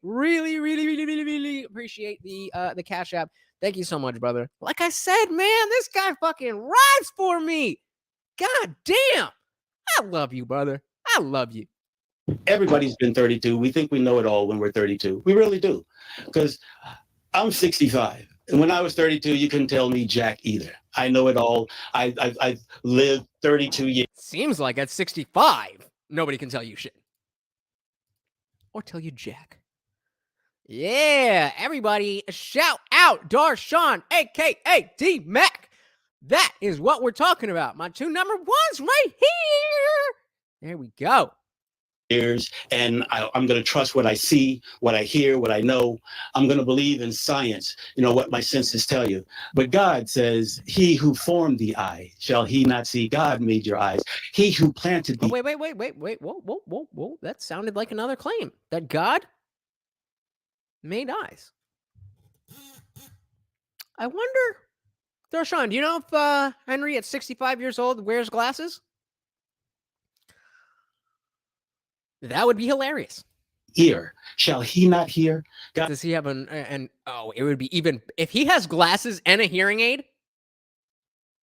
God sees and hears everything that we do. And Lush and everybody else listening, every single day, we are either making God proud he made us, or we're making God ashamed that he made us. Every single day, we're making God proud he made us, or we're making God ashamed that he made us. Henry, I think you should watch my channel. I think aside from the direct religious things, I think every value that you hold is wholly represented by the things that I talk about. Thank you. I think that if you actually had a mind that was open enough to listen to somebody who didn't hold your beliefs, that you and I would agree on a lot, and that you and I could probably have some very progressive conversations and probably learn a lot from each other. But I don't think that's possible because I am not a Christian. Why is it not possible? You were doing great. I'm explaining that to you. I am explaining that to you. If you will let me talk, I just sat there quietly while you said all of those things about me, did I not? So I would appreciate if you would extend the same courtesy. Okay, sorry. Go ahead. I was saying because you are saying all of these things about me, due to the fact that you don't know me, you've never watched my content. My content is not about knowing everything. My content is about exactly the fact that I don't know things, and exactly the fact that we should explore more, and exactly the fact that we should. Do you think that is true or not true? Do you think this channel is about me telling you that I know everything, or would you say it's closer to me talking about how I don't know and I'm looking to find out? Listen to people who think and believe different things than us, and I think by and large that you would say that people should listen to others, and that we could learn a lot from others. And I think that we would just definitely disagree on a lot, but I think that we would be able to have fantastic conversations where both you and I and the viewers as well would be able to learn a lot. However, I don't think that would be possible based on the way that you've comported yourself in this conversation. That is why. And now a word from our sponsor, folks. You see, you got that rundown feeling, folks. Bala Geritol. See, and he can't even be, he can't even address what I said. That was a direct thing saying, this is what is wrong with you. We would be able to have conversations, but as per usual saying, you're closed-minded. And while I'm telling you why I think we can't have conversations, you demonstrate why we can't have conversations. Yeah, you are exactly right. I think I know a lot. There's a lot of things that I do think that I know, but I know them in a non-dogmatic sense. I know the things I know. You can convince me otherwise. You just have to do it well. You just have to give proper evidence. That's all. Yeah, he wears reading glasses. Oof. So, guess God fucked up. I guess God, when he was making Henry's eyes, put a little bit shorter of a life on them than he needed. Did God fuck up? Of course not. Right here, it's the miracle of the ages. See, this is not a conversation. It's just a This is not a conversation. This is what people do when they don't know what to say in a conversation. This is what people do when they just say things. You know how on my channel we talk about people just say things. This person is just sitting here on Darshan's panel, wasting your time just saying things with no proof, no reason to do so, and you cannot back it up. Back up anything that you said about yourself, about God, or about me. You cannot do it because you've simply just made empty claims. Why is it about you? It's not about me. It's about you, and it's about your. It's about your BS. It's about you BSing people. It's about you acting like you know that I'm wrong when you have never heard me speak. You don't know anything about me or my past. You don't know what I studied and not studied. You don't know anything about my life. Yet you think you are in a position to sit here and preach to Darshan's viewers about what should or shouldn't be. Don't you think it would be more appropriate to have the conversation with me first and then make that determination? Or do you just know everything because you're 65 years old? Is that how it is? Wrong. Okay. It's not about you. So then what gives you the authority to make all of these claims about me? You keep saying me, you. Yes, you're talking about me. I turned on my computer. I turned on my computer and saw my friend Darshan was live. So I clicked on the link and I hear the IndianJesus is a heretic. So what puts you in the position? Yeah, it is. What puts you in the position to make these claims about me if you don't know who I am and you've never heard anything I've said? Why, brother? Why has it got to be about you? We're tired of talking about you. Brought me up, bro, because you brought it up. If you were talking about daisies and rainbows, I wouldn't be here right now. I'd still be watching you talk, but you said my name, so here I am. Okay. That's why we're talking about it. Your name is Darshan's like, oh, Jesus, look at that. And he's like, oh, what did I do? Yes, you said it, didn't you? Did you or did you not say Lush before I came on the panel? Okay, there you go. Anyway, Sean, what we're talking about. And I wanted to say something, but of course, the host of the show, the host of the channel is saying, all right, let's reel it in. So Henry says, okay, and then keeps talking. About was people who haven't served. Hey, we got Delirious in the building. Yeah, we are watching this because this is some context to what happened next. So we got about 4 minutes left of this video. If you want to see what this motherfucker said about my dead friend and how it's my fault. Welcome, Delirious. Bring this full circle real quick, man. Okay. Just real quick. Let me bring this full circle. So the IndianJesus, I do thank you for coming up. And if you have time, please stay. The whole point. What you eating, bro? Of this stream was to talk about whether basically how do you give your energy to something. And I read a message to Henry. I know him for a very long time, practically my whole entire life. And I get an opportunity. So that's basically the context. That was the conversation. You know, he and I had a little more. I basically told him what I told him, that if he was able to have these conversations, that it probably would go well. But he has shown me that he is not able to. He refuses to come onto this channel because of the name of the channel. He says he'll talk to me on Darshan's channel again, but we'll see.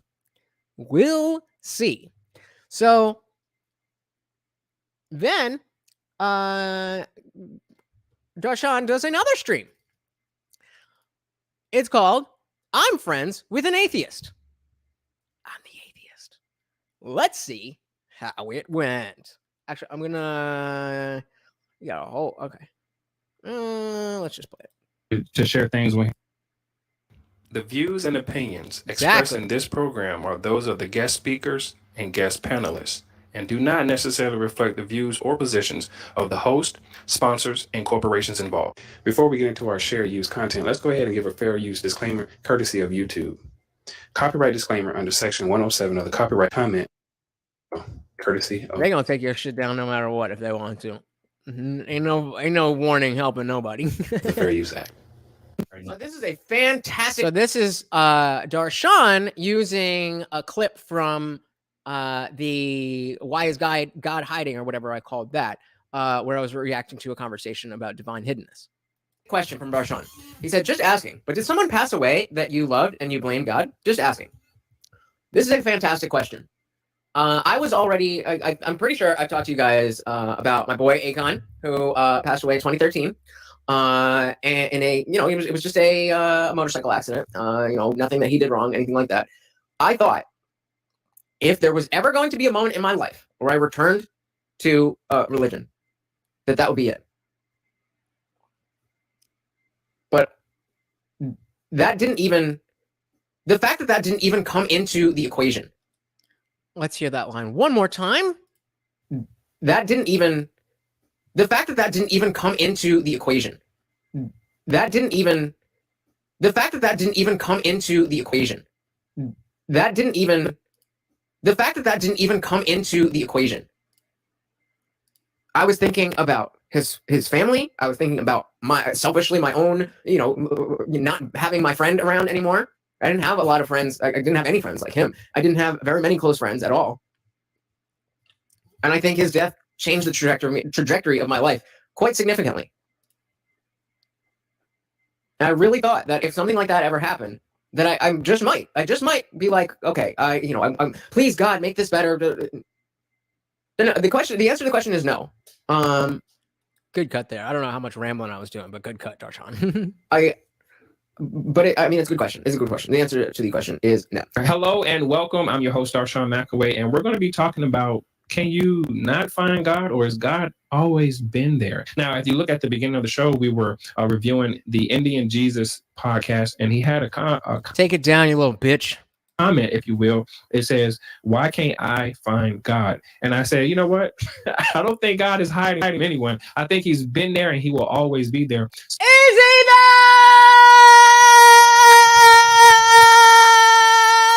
So Henry, let's talk about this. You saw the beginning of the video. What were your first thoughts when you heard about it?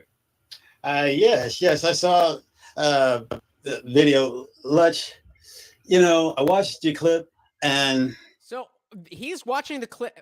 All he's seen is the clip that we just saw from this video when we switched to this video after Darshan's fair use claim. That's all he's seen. Everybody, you hate God. You hate God because you do. You say, "Oh no." Do I though? Do I though? I don't think I do. Because I think the line that I played 4 times said that God didn't even come into my mind. But I guess in Christian speak, that's you hate God. Oh, to answer your question, no. Oh, no. No, you do hate God.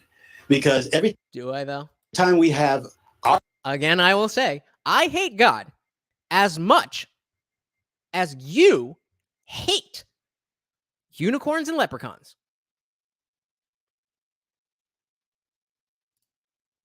Goddamn right. Goddamn right.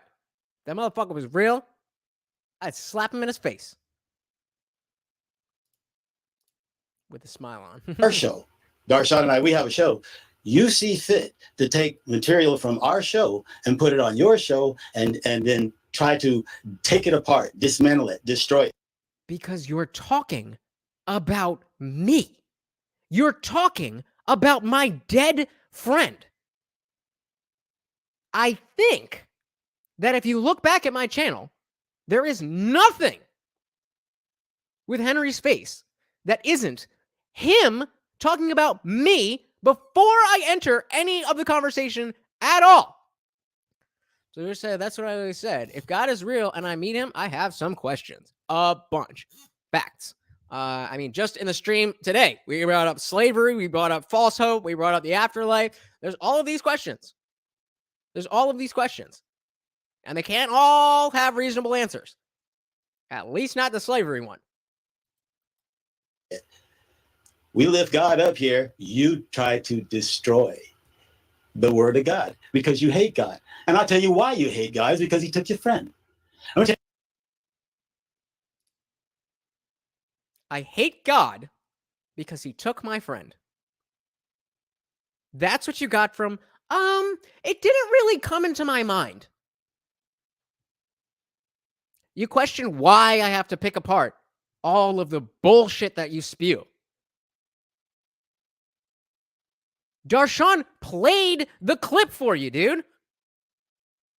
Cope fucking harder. Because you can't imagine that somebody would lose somebody in their life and not get down on their knees and thank God for even the moments that we had together. That doesn't mean I'm not grateful for every goddamn second I spend with that dude. That's why his initials were my first tattoo. That's why. But yeah, it's about hating God. Tell you something about your friend. I want to tell you something about God. God made your friend. God made you. How do you know that? God made all of us, whether we believe that or not. He simply How do you know that? doesn't care. How do you know that? You're here and I'm here. Your friend, what happened to your friend is what happens to every friend. Okay. You think you're special because God took your friend or somebody? When did I ever allude to the fact that I thought my situation was so different that I'm special? He's just spinning shit in his own mind and literally defaming my name. But I'm the one who God's angry with. Okay. That was near and dear to you. Oh, no. Thank God that you had that friend for as long as you had that friend. I completely agree with that sentiment. I don't think God did it, but I absolutely feel that I was blessed by the universe to meet this guy, to meet this kid. There were so many people, like, you guys don't understand who this dude was. There were so many people at his funeral, at the synagogue, because he was a devout Jew. There was so many people. They filled up all the I don't know if they call them pews in a synagogue, but they filled up all the benches. Then they put 4 rows across the entire back of the synagogue of fold-out chairs, and more people showed up. This kid was 23 years old. He was a 23-year-old drug dealer. And that many people showed up for his funeral.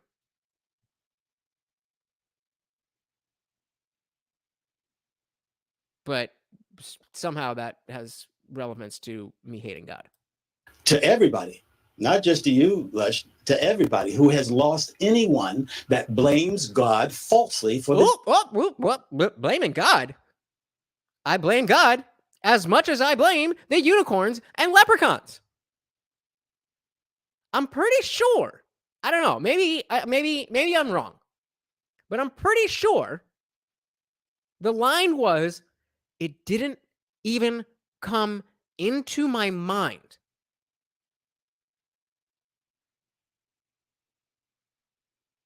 but he hears that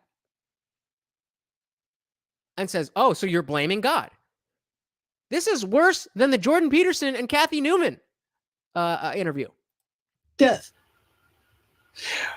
When God takes somebody, he's not thinking about, oh, what is his friend going to think about it? How do you know that?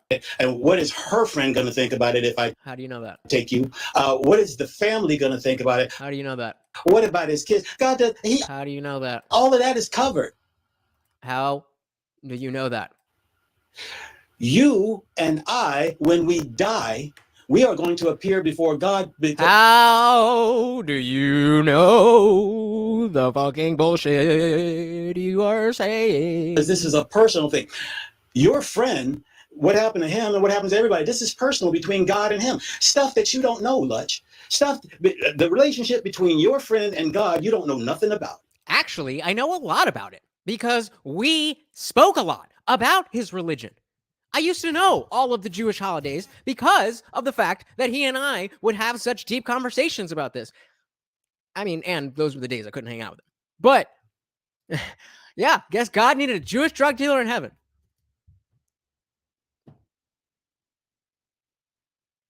This was, I mean, even being, I mean, he was a weed dealer. It's not like he was fucking selling dope and shit. But even if that was the case, I don't know. I'm trying to give him the benefit of the doubt and like, okay, maybe it makes sense. It doesn't. You don't know nothing about. Neither do you. Oh yeah, that's what I was saying. Is I know a lot more than he knows about what I don't know. Because we talked about it. But you wouldn't know that. Because you're just saying things.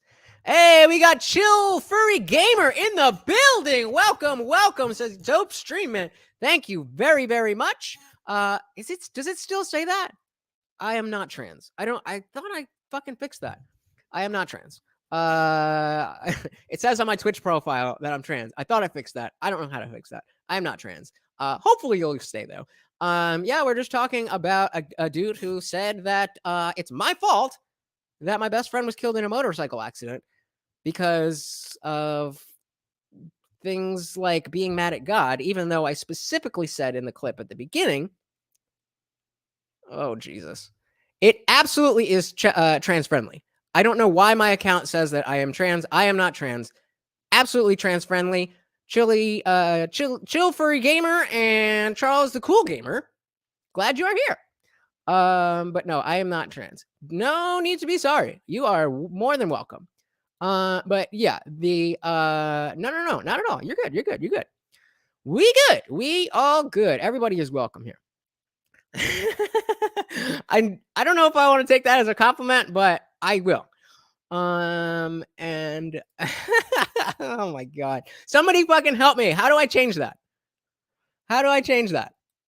What happens to your friend is what happens to everybody's friend. It's between them and you. Now I'm gonna tell you something else. I thought it was between them and God.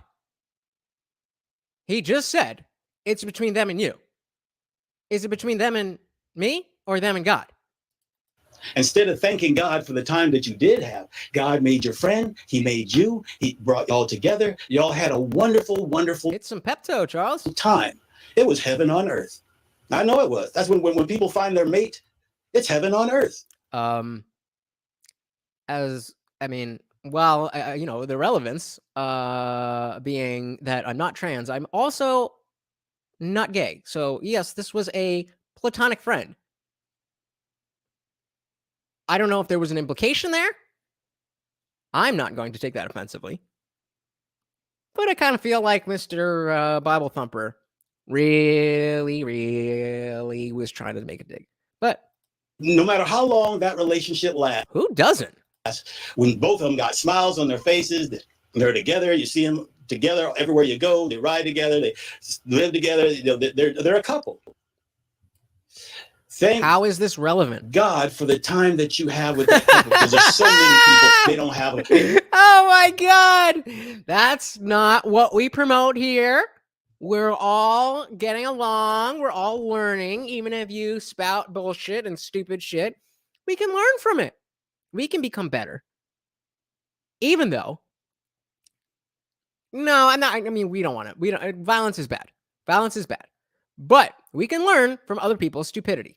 You never get anybody. They live their whole life lonely. The women call it an old maid. Nobody ever wanted to marry you. You never had sex with anybody. Nobody wanted to have sex with you. You're just an old maid. Same thing with the men. Some people go through their whole life with no one. They never had anybody. At least God let you, Lutch, and your friend spend the time together, the both of you. Now I'll tell you what happens with some people. I'm not saying this is happening to you. I'm just saying with some people who have a relationship with somebody and God takes that one person and leaves the other one. Some couples, once they find each other and it's heaven on earth and they're having such a great time with each other, now they kick God to the side. Now God's got, you can get out of our life now, God, because we've got each other now. We don't need you, God, anymore because we have each other now. Charles, where are you from? I that sounds like do you fuck with cheeseburgers and I love your guys' food. That sounds like it's coming from somewhere other than the US. Where are you from outside the country? And yeah, cheeseburgers are the shit. Hey, NJ all day. I'm from Jersey too.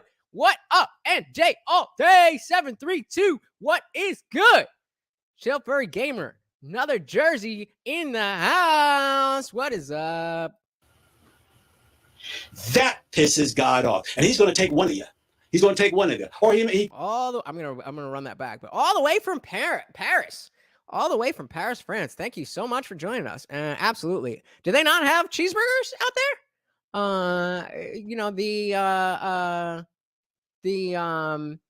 I would assume that you could get some decent cheeseburgers, but like McDonald's cheeseburgers and like a real cheeseburger, that's not the same thing. So I agree this guy is annoying, but we're getting to a point. Don't worry. could take both of you. Oh yeah, I want to back that up because God anymore, because we have each other now. That pisses God off, and he's going to take one of you. He's going to take one of you, or he could take both of you, but no, he's going to take the one that needs the punishment the least. I'm saying it just like that, because if your friend or your loved one, whoever you are, whoever you lost, that person, if they're saved, they're with God. So if God took them on the earth down here, you ought to be happy. The Japanese celebrate when they lose their relatives because they know they're going to heaven or a happier place than the earth. They celebrate their funerals in Japan and some of the other countries around the world as well. It's looked at as a joyous occasion. It's not sad. It's not filled with tears. There's singing and dancing. The corpse is right there. People are viewing the corpse as they're going by and partying, lifting up. I don't know what he's talking about. The angels are speaking with me right now. What are they saying? Their glass to you. God bless you. You know, Delirious, thank you for stopping by. Appreciate you, brother. I will see you in Discord. Why am I typing? Because I don't need you. Like, that's why. If you don't like the content, you can fucking leave. Yeah, I was telling you to peace out. If you are not enjoying the content, I'm not going to change my show because you said, oh, listen to this. I mean, I'm sure there's channels out there that will do that. Unfortunately, this is not one of them. I have a point here. There's people who care about there's people here who care about this thing. If you don't, then you can peace out. I mean, no hate, but this is what we're watching. It just depends on how you handle it. But as far as anybody's loved one, if they're saved, God took them and they're with God. They're standing with God. What are you crying about? If these people are saved, they're with God. And guess what? Save some tears for yourself. Don't be angry at God for anything, people, because if your loved one, the one you really love, is saved, they're with God. They're waiting on you. But God ain't finished with you. That's why you're down here. God ain't finished with you. That's why you're still down here. But don't worry. Don't worry, everyone. When God is finished with whatever he's gotten you doing down here, you know what that is. That's what your conscience is all about. Let your conscience be your guide. But do not hate God for anything. The Bible says there is no counsel against the Lord. There is none. Even when your relatives and the loved ones you get taken, they're with God. When it's your time to go, like your friend, and you got a time to go, just like your friend, when it's your time to go, you don't want to be going up there to see God with an attitude where, you know, I was pissed off the whole time that you took Frank there. Frank's standing right there, whoever he is. He's standing right there. He's waiting for you to get up there. He says, hey, man, I've been up here for, you said 2013. I've been up here for, 8 years, 9 years, whenever it's your turn to go. He'll be there to show you around the place. Hey, you made it. You made it great. Hey, you got to see heaven. Oh, cry about it. Oh, my God, you ain't going to believe this. It's going to be a scream when we get to heaven. It's going to be a scream, boys and girls. It's a scream, baby. Woo, we're going to be having so much fun. So he's gonna rant on for another 10 minutes or so. But I'm gonna open the panel because I really want to hear from you guys about whether just what you think, what you think of this this collection of interactions, and why. I just want to know what you guys think. Like, what the fuck is going on? What in the fuck is going on? All right. So the link is dropped. Come on up. God says, I'm not even going to put it in the Bible. Look, just trust me on this. It has not entered into the mind or the heart of man or woman the things that God has prepared for those who love him. In other words, I ain't even going to try to explain it. Trust me on this one. You make it up here. You follow me. You choose good. You choose God. You chose heaven and the new earth, and you'll be golden. But everybody, Lutch, don't hate God for this. I don't. Thank him. Thank him for the time that you had with your friend, and then change your life right around. You can start being God's friend. You can be an advocate for God, like we are. You're going to die. All right. So we got someone cammed up here. We got Nick. Welcome, Nick. How are you doing? Oh, hey, what's up, man? I'm just chilling. What did you think of all this? I think this dude's kind of wilding out, but look at this. Nice try. Finger on the remove button. Bah, bah, bah, bah, bah, bah, bah. Come on up. Try it again. Try it again. That was a troll. That was some he had a picture on his phone of something that you cannot show on YouTube. So I obviously knew that he was. By canned up, Nick don't care. Nick's a piece of shit. Nick wants to show a woman with her hand inside of something.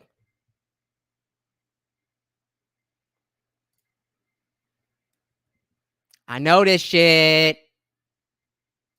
Come at me, bitches. I guarantee it, you are going to die, and you are going to stand in front of the same God that you despise down here and expect him to show you mercy? Are you kidding me? Hey, we got Squishy Jibs in the building. What is going on? Welcome, welcome, welcome.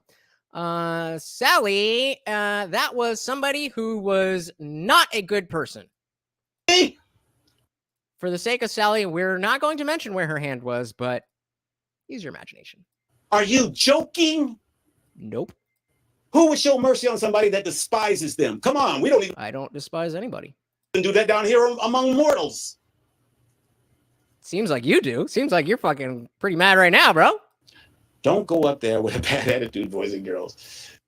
Who, again, I say, who seems like they're in a bad mood?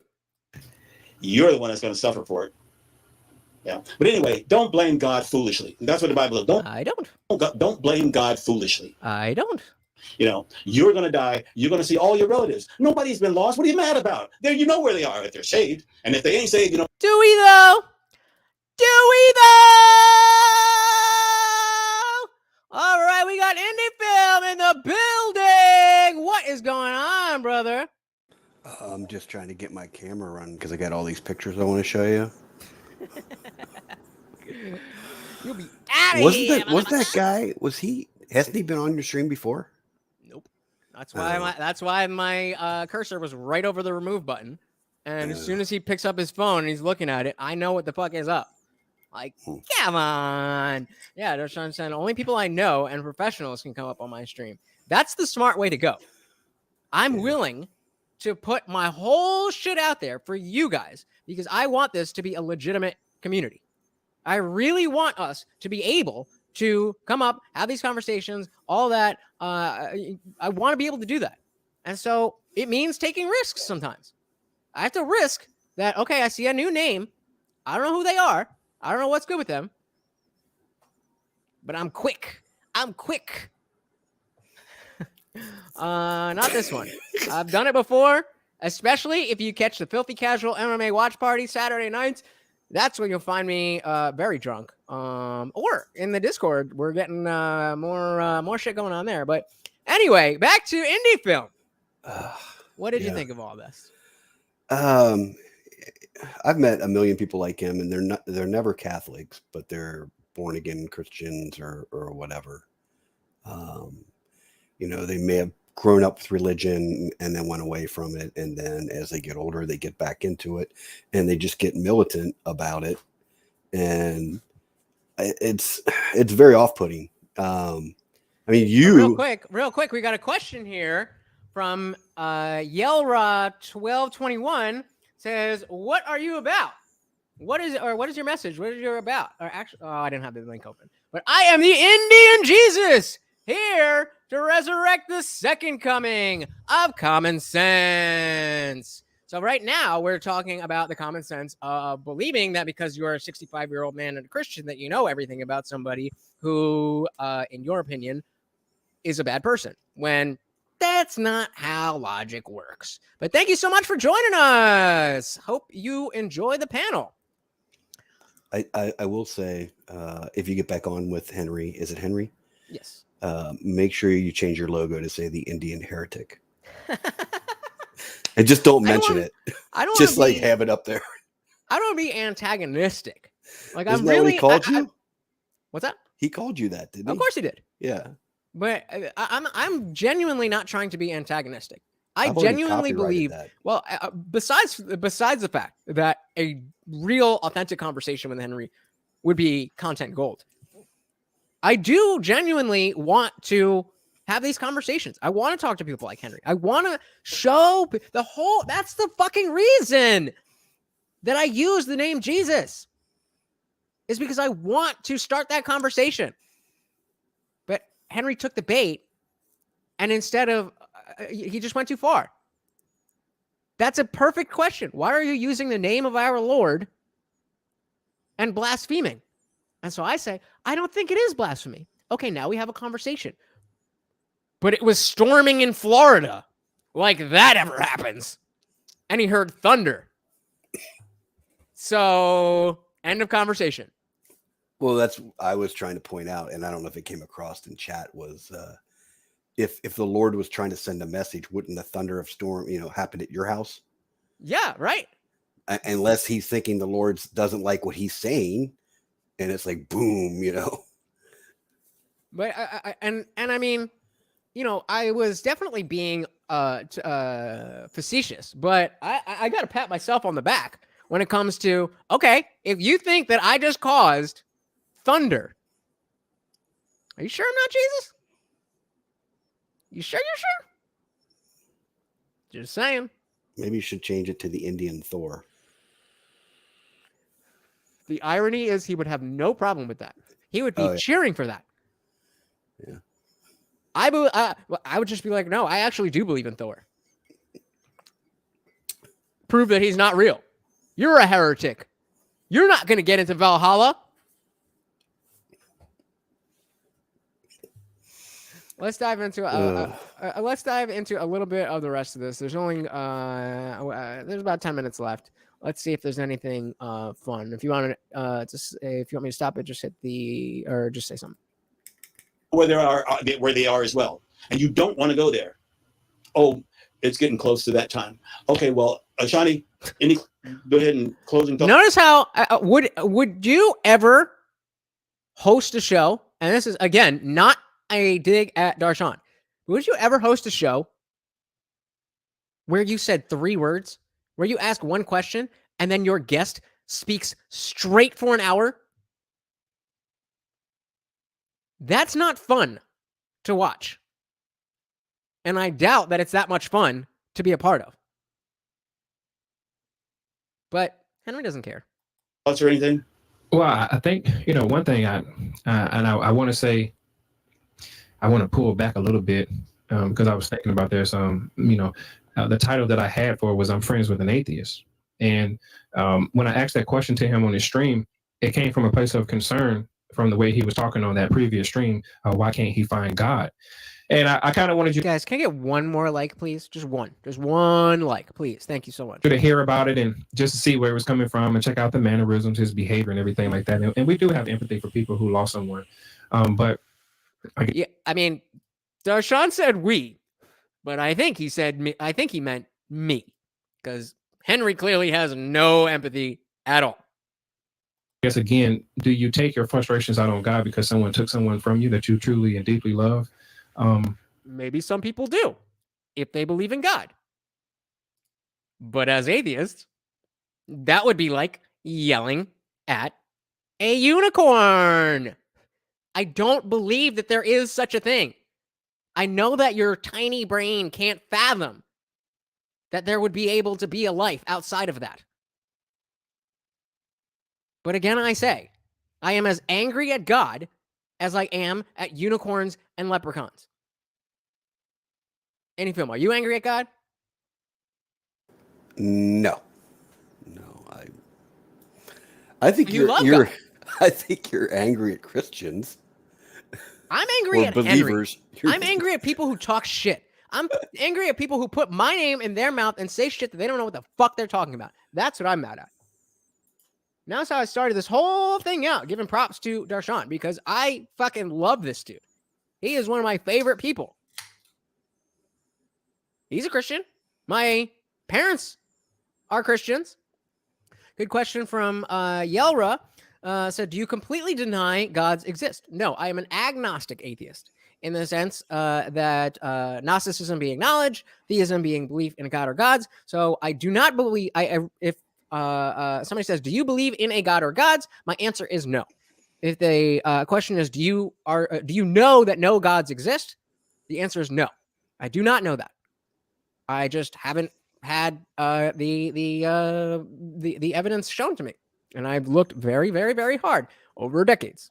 Great question. Great question. We got the man himself in the building. Any film, if you I do want to keep you up here for this. Let's go. Stay in the back. Stay in the back. Okay. I just want to talk to him one-on-one, and then I'll bring you back up.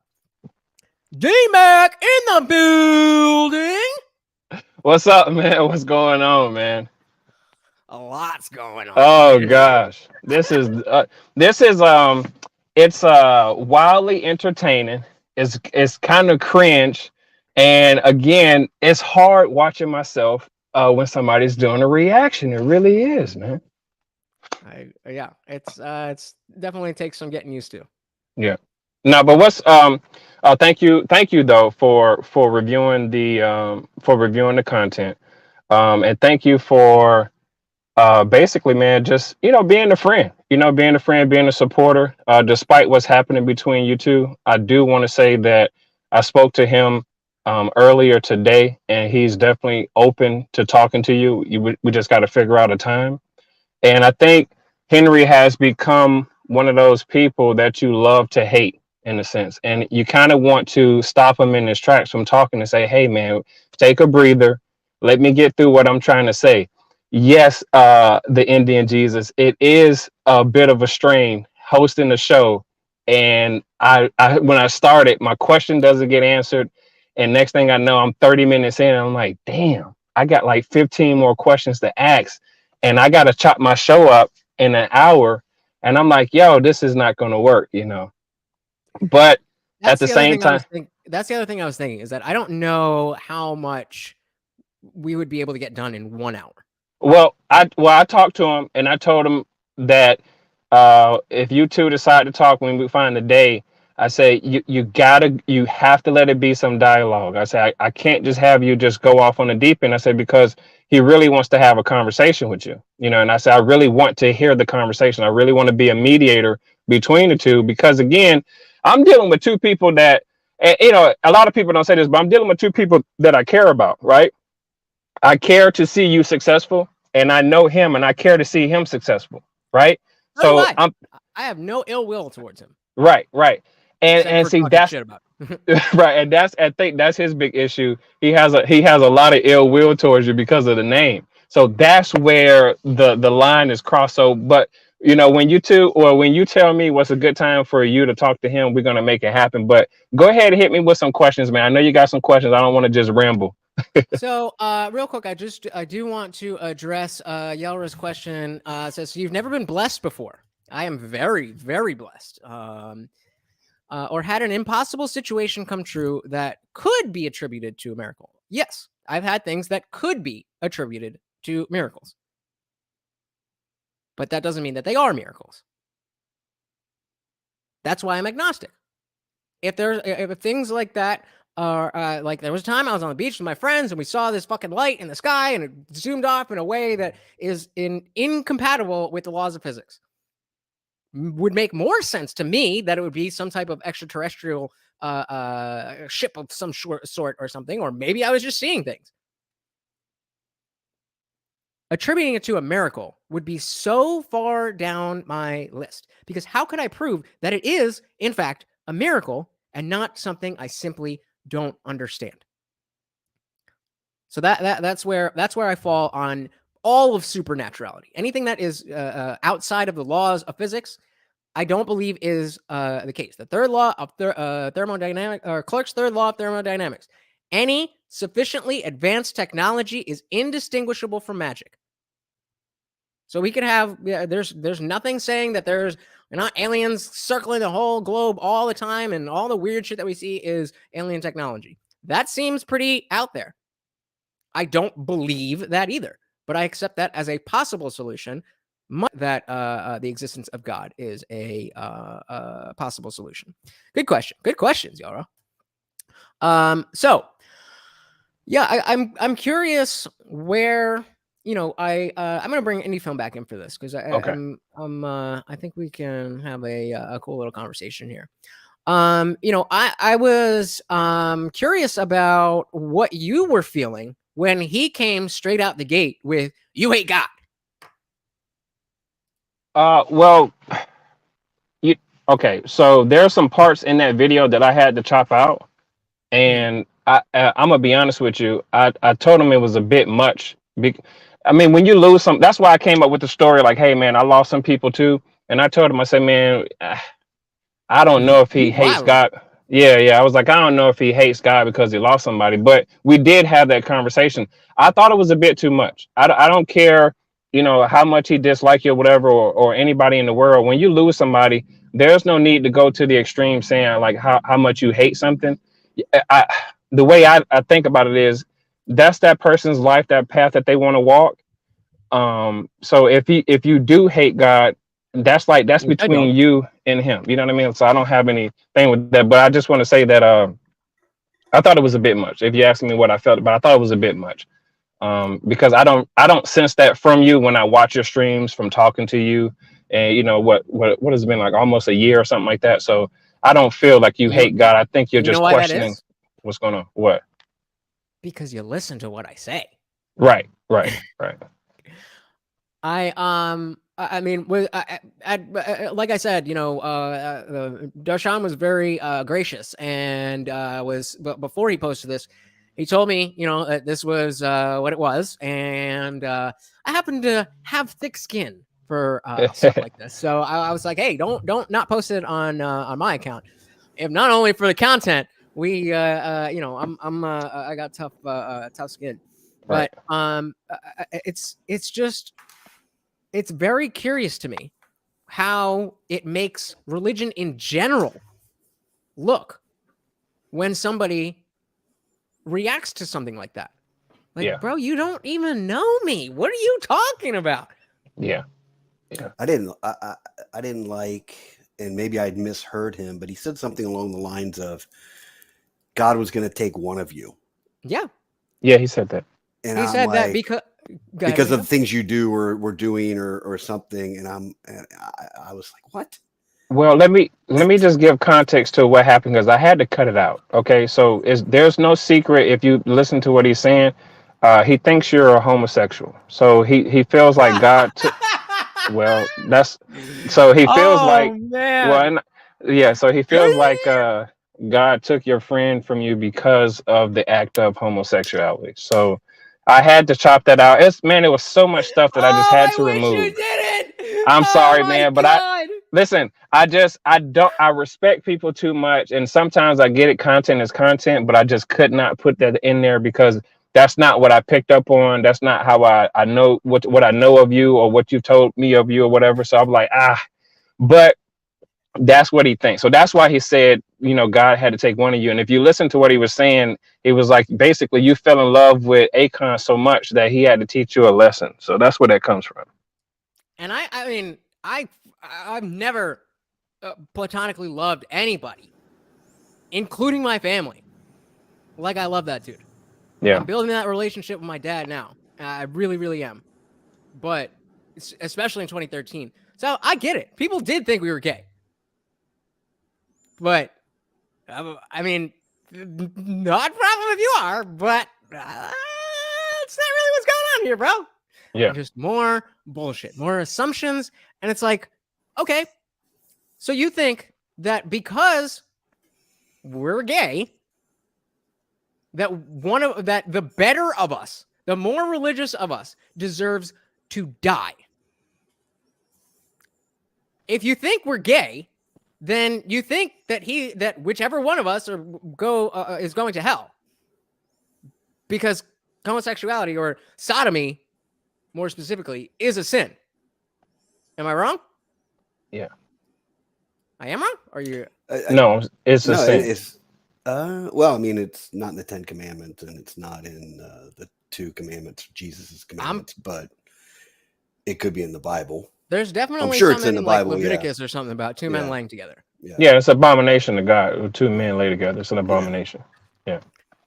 And I mean, hey, if you think that's whatever. I there's things that you do as a Christian that I think are abominations too. But because you guys are following a frame of morality, I can understand that because I've been there. I've been in that exact framework. Mm-hmm. And I'm not saying that my whole thing is that it is a good moral framework by and large. But there's some screwy things in there. And then even outside of the morality aspect, there's also some screwy things there. So instead of talking about, like, you are simply, unless God comes, and even, I keep saying that, if God, hey, we got Positile in the building. Yo, you got to catch this one on the replay. You will fucking love this one, Positile. Oh, man, I wish you were here for this. But even if there was an entity that came down and was as real as I could think, religion wouldn't even be my first, second, or third assumption. First, I would think I was dreaming. Second, I'd ask if I'd taken any shrooms or acid. And then I'd think, oh man, maybe I'm fucking crazy. I'd go take an MRI. Maybe after all of that, I'd be open to, like, hey, I did have an experience. You know, Yellow Rose asking, have I ever had an impossible situation like that? I've had impossible situations like that. But it doesn't, that's called called the God of the gaps argument. That I don't know what it is, therefore God. That's not how that works. And so remember the other piece of this that I wanted you guys to think about with racism. He's telling me that I hate God, apparently that I'm gay, that God took my friend because I'm gay, and all these things.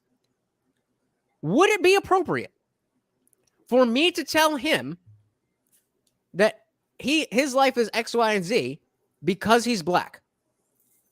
And you just can't understand. As a black man, you just don't know. I'm gonna go Darshan first. What would you think about that? Oh, well, he wouldn't argue that because he's a mixed breed. So his dad is, I think, black and German, and his mom is white or something like that. So he's a mixed breed. What if I said it to you while he was on stream? What do you think he would do about that? Oh, well, first of all, when it comes to me, man, he'll jump through the internet and probably choke your neck. Because he'd be like, why are you coming at me like that? He'll tell you to just leave me out of it type of deal. This is between, you and him type of deal. But that's what I believe. I believe that, whatever. Yeah, no. I mean, yeah, he would, something like that. He wouldn't even really argue with you about that. Because that whole color thing, we never really talk about people's race. It's more so like what they think about God. And that's what his approach is with you. So he probably wouldn't even really entertain that, really. And again, you got to remember this. Let me say this to you, Lut. You got to remember this too, man. If you can remember this, just keep this in your foresight. This is a honorable discharged Marine who's lived through a lot of stuff. And what you guys kind of talk about back and forth, this is like kind of entertaining to him because of what he's been through in his past. So you're dealing with a person who's extremely militant, and it comes off that way. And yes, he does blather a lot, but at the same time, I don't think he takes himself serious. Okay. So so that's where that's coming from too. And he takes God serious, but not people. That's something that I would personally think is backwards, but yeah, I guess we can have that conversation when he's here, because unlike him, I do have respect for other people, and when you're not talking directly about me and my dead best friend, if you're not here, I'm not going to speak of you.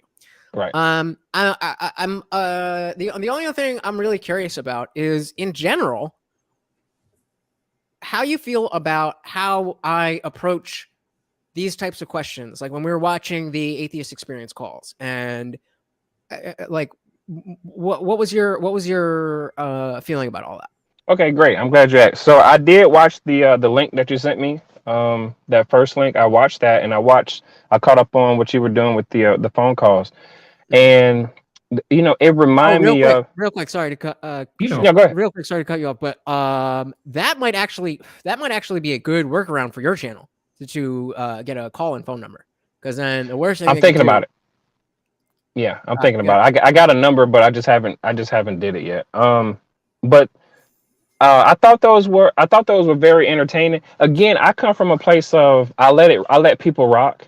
I'm I'm in a blissful state, so I get why people question if God is real and how do you prove it and how do you know the Holy Spirit is real. Man, it's just one of those things to where if that's your experience, then that's what your experience is. I don't know how I can prove to you guys by what happened to me personally, when I have pictures and what people witness in the moment. You know, that's the only way I can prove things. But listening to those conversations, I understand why people who are considered non-believers, why they question people by saying, well, what don't you think that would have happened to you anyway? You know, type of deal. So I think it's very educational. It's very insightful, but I really don't have anything against it. That's great, because that's really how there's just conversations, you know. Yeah. And there's so many people who get triggered on the show, triggered at the fact that it exists. And if you really do believe in this stuff, then it shouldn't be hard to talk about it. And on that specific show, yes, that is a very specific, okay, how can you prove to us? Which I think is a very valid and entertaining conversation. But, you know, in the same way that, you know, I could say, prove to me that you love your wife. Well, how are you going to do that? You're right. But there's a difference, because there is, you know, you loving or anybody loving their spouse has nothing to do with how the world works around me or how I behave. And so if you do or don't love your wife, anybody out there, that is not really of my concern. So I don't really care if that's true or not. Yeah.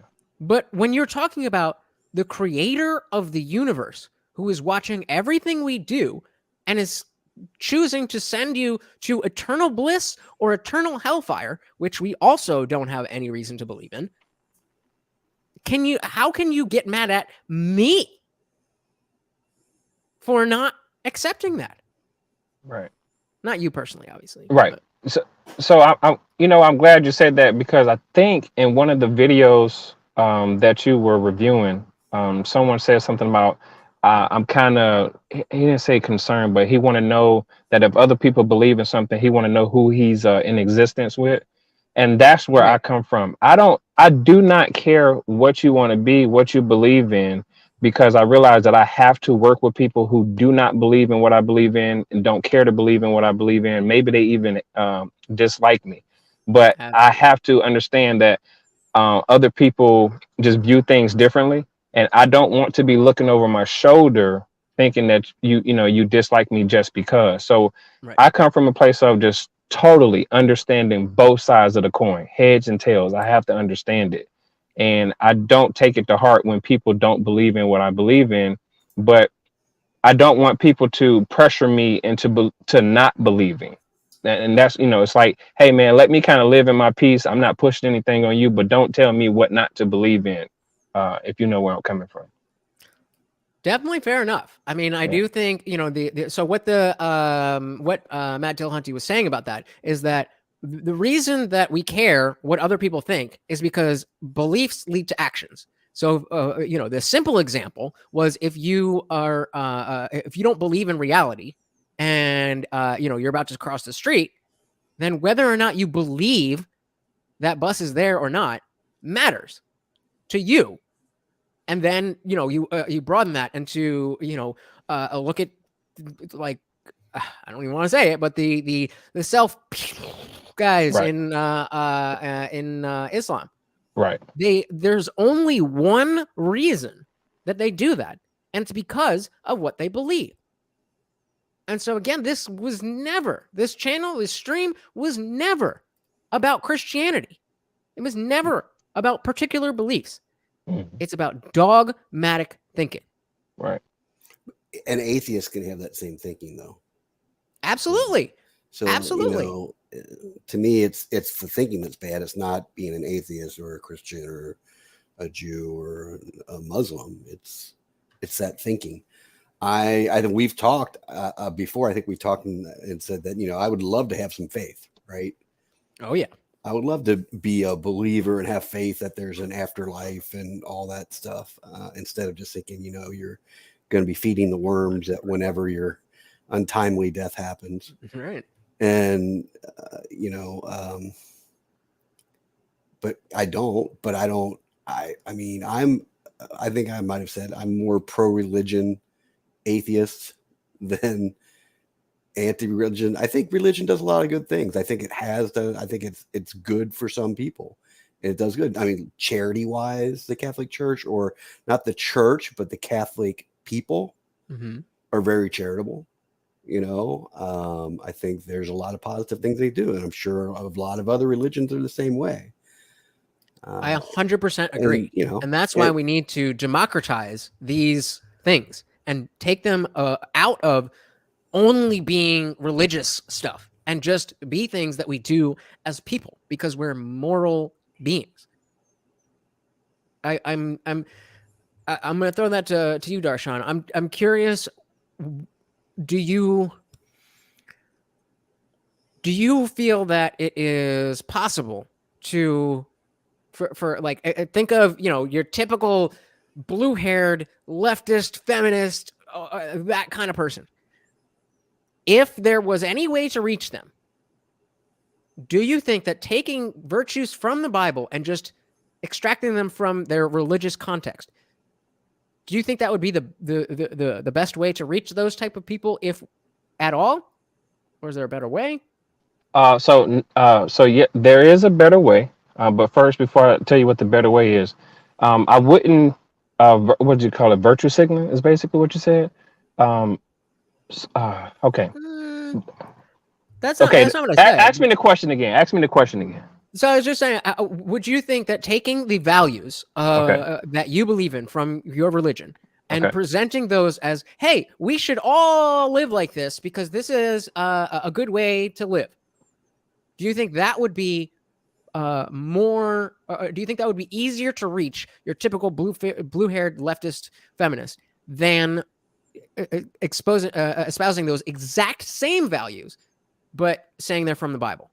Oh, okay. No, because we can see throughout history that's not working for a lot of people, right? So no, I wouldn't feel like that's the best way, or I don't think that that's the best way. In my life, if you were around me every day, I would show you by example. I lead by example, which is probably the main reason why a lot of people gravitate towards me, right? I'm not saying I'm some goody two shoes, but you're not going to see me do anything that's going to make you go like, dang, bro, like, what are you doing? I thought you was this type of person. So I lead by example, which is why a lot of people kind of, I guess, see me as an upstanding guy, very dependable. So that's the way I would, in a roundabout way, show that person that, hey, this is what's working for me. Look at what I'm doing, So no one has ever been really able to question me on what I believe, because it's like, well, I see what's working for him. So I show by example.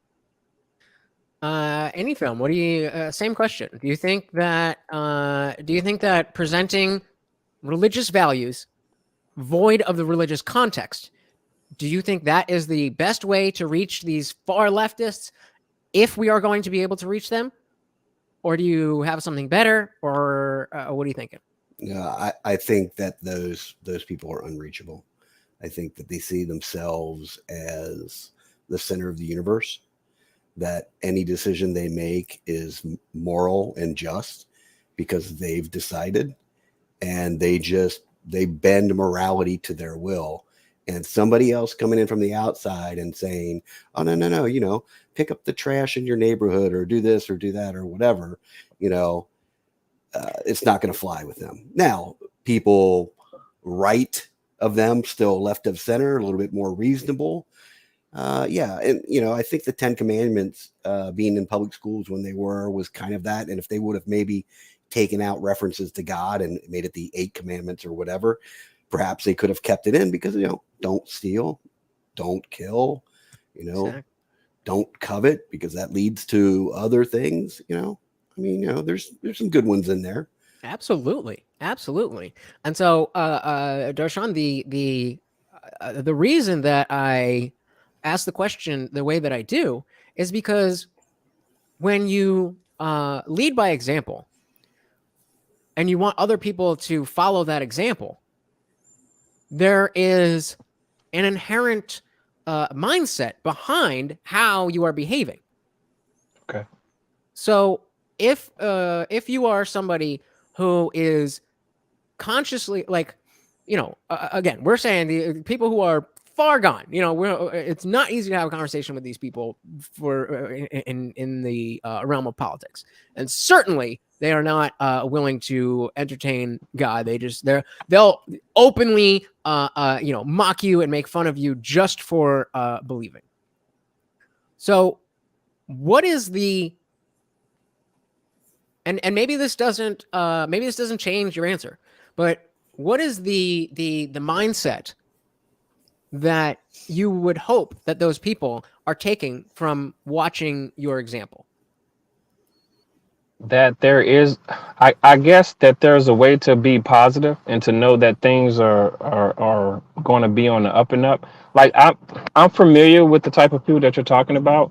I'm around them. I have to have conversations. Yeah, I have to have conversations with them, but they never try to chin check me on what I'm doing, and nor do I try to chin check them. So it's really kind of hard to give an answer to that because I'm not out here trying to change people's perception of what they already believe in. If you see what I'm doing and you're around me, then that's just what it is. Now, I don't know if I should take it to a materialistic thing on the low key, but if I'm living well, you probably want to question me and say, hey, what did you do to get here? And I'll say, hey, I did this. And I always tell people, and this may be a dig at them, but I cheated. And what do I mean by I cheated? I prayed.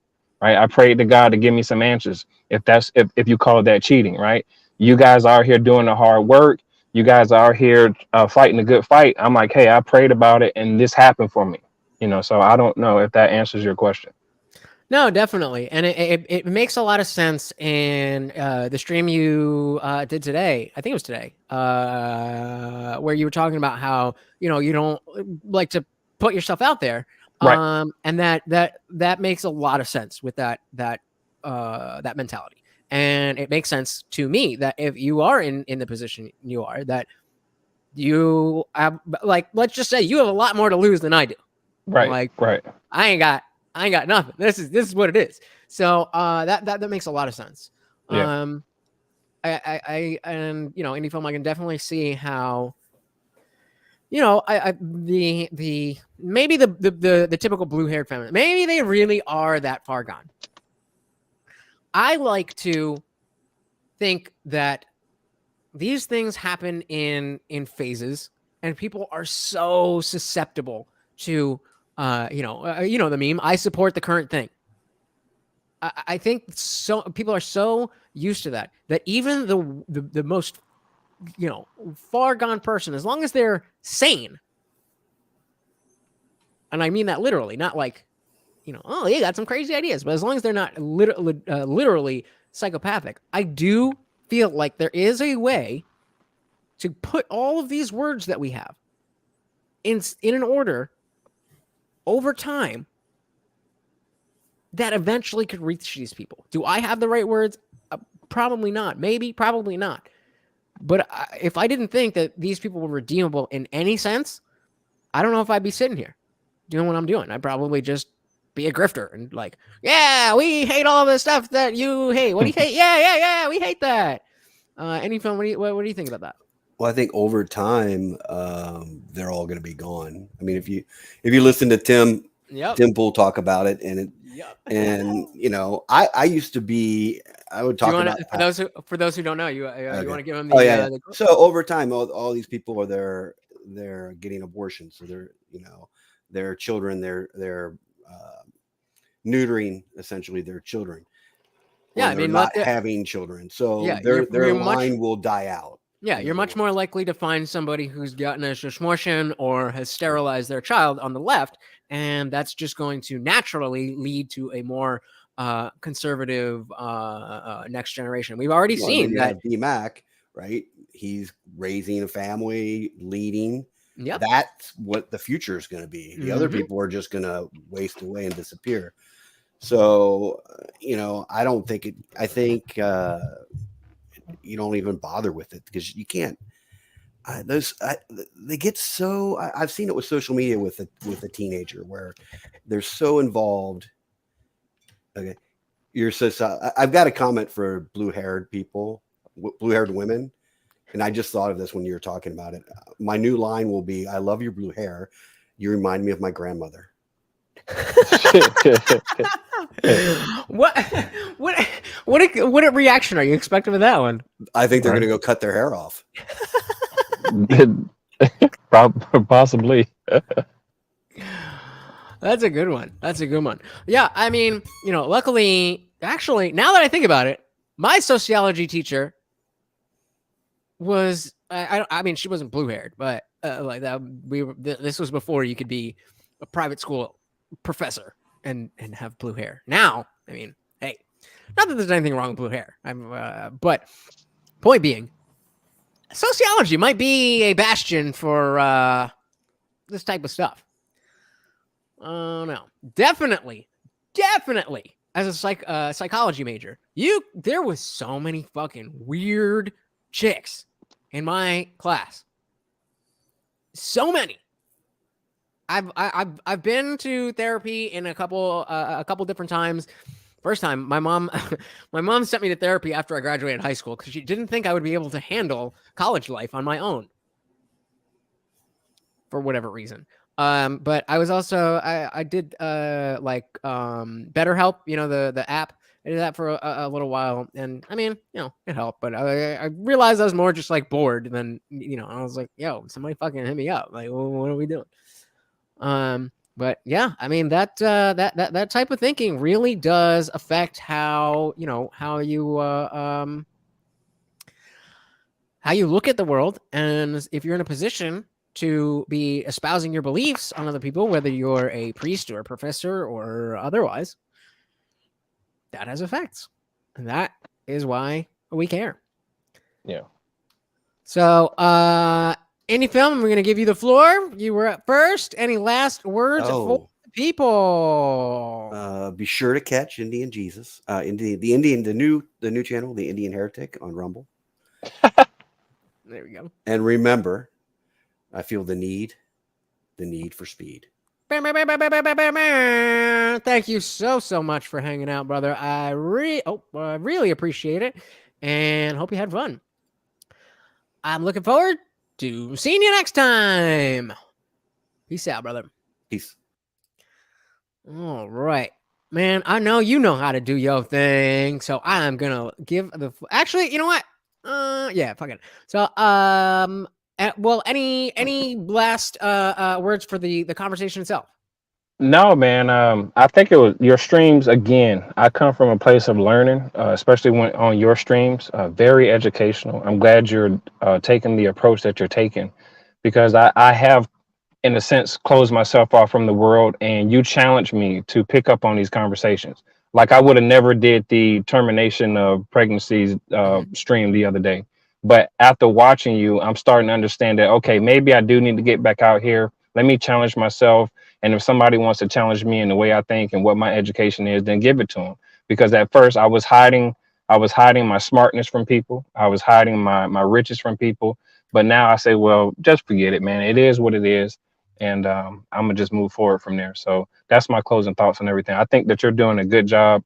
Keep on doing what you're doing, despite the conflicts of happening.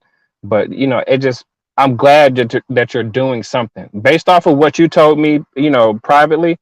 I'm happy that you're here. You see what I'm saying? That's what kind of person I am. I'm happy that you're here. I'm happy that you're doing something, because it shows that you're putting in the effort, because you believe in something greater for yourself, and you are going to see what your heart desires are. Absolutely. Thank you so much, brother. That means that means a lot. There is 1,000,001 places to go find Darshan, and he is so good at letting you know. So I'm going to give him the floor. Darshan, where can they find you? Yo, this your boy Darshan McAway, aka D-Mac. Go to wildpodcast.me. Trust me, I give out some substantial information. If you're looking to increase your finances, start a business, how to raise your kids, how to have a relationship with your wife, how to have a girlfriend, how to, I guess, get with the dudes or whatever the case you want to be, just go to wildpodcast.me and check me out. Go to YouTube, right?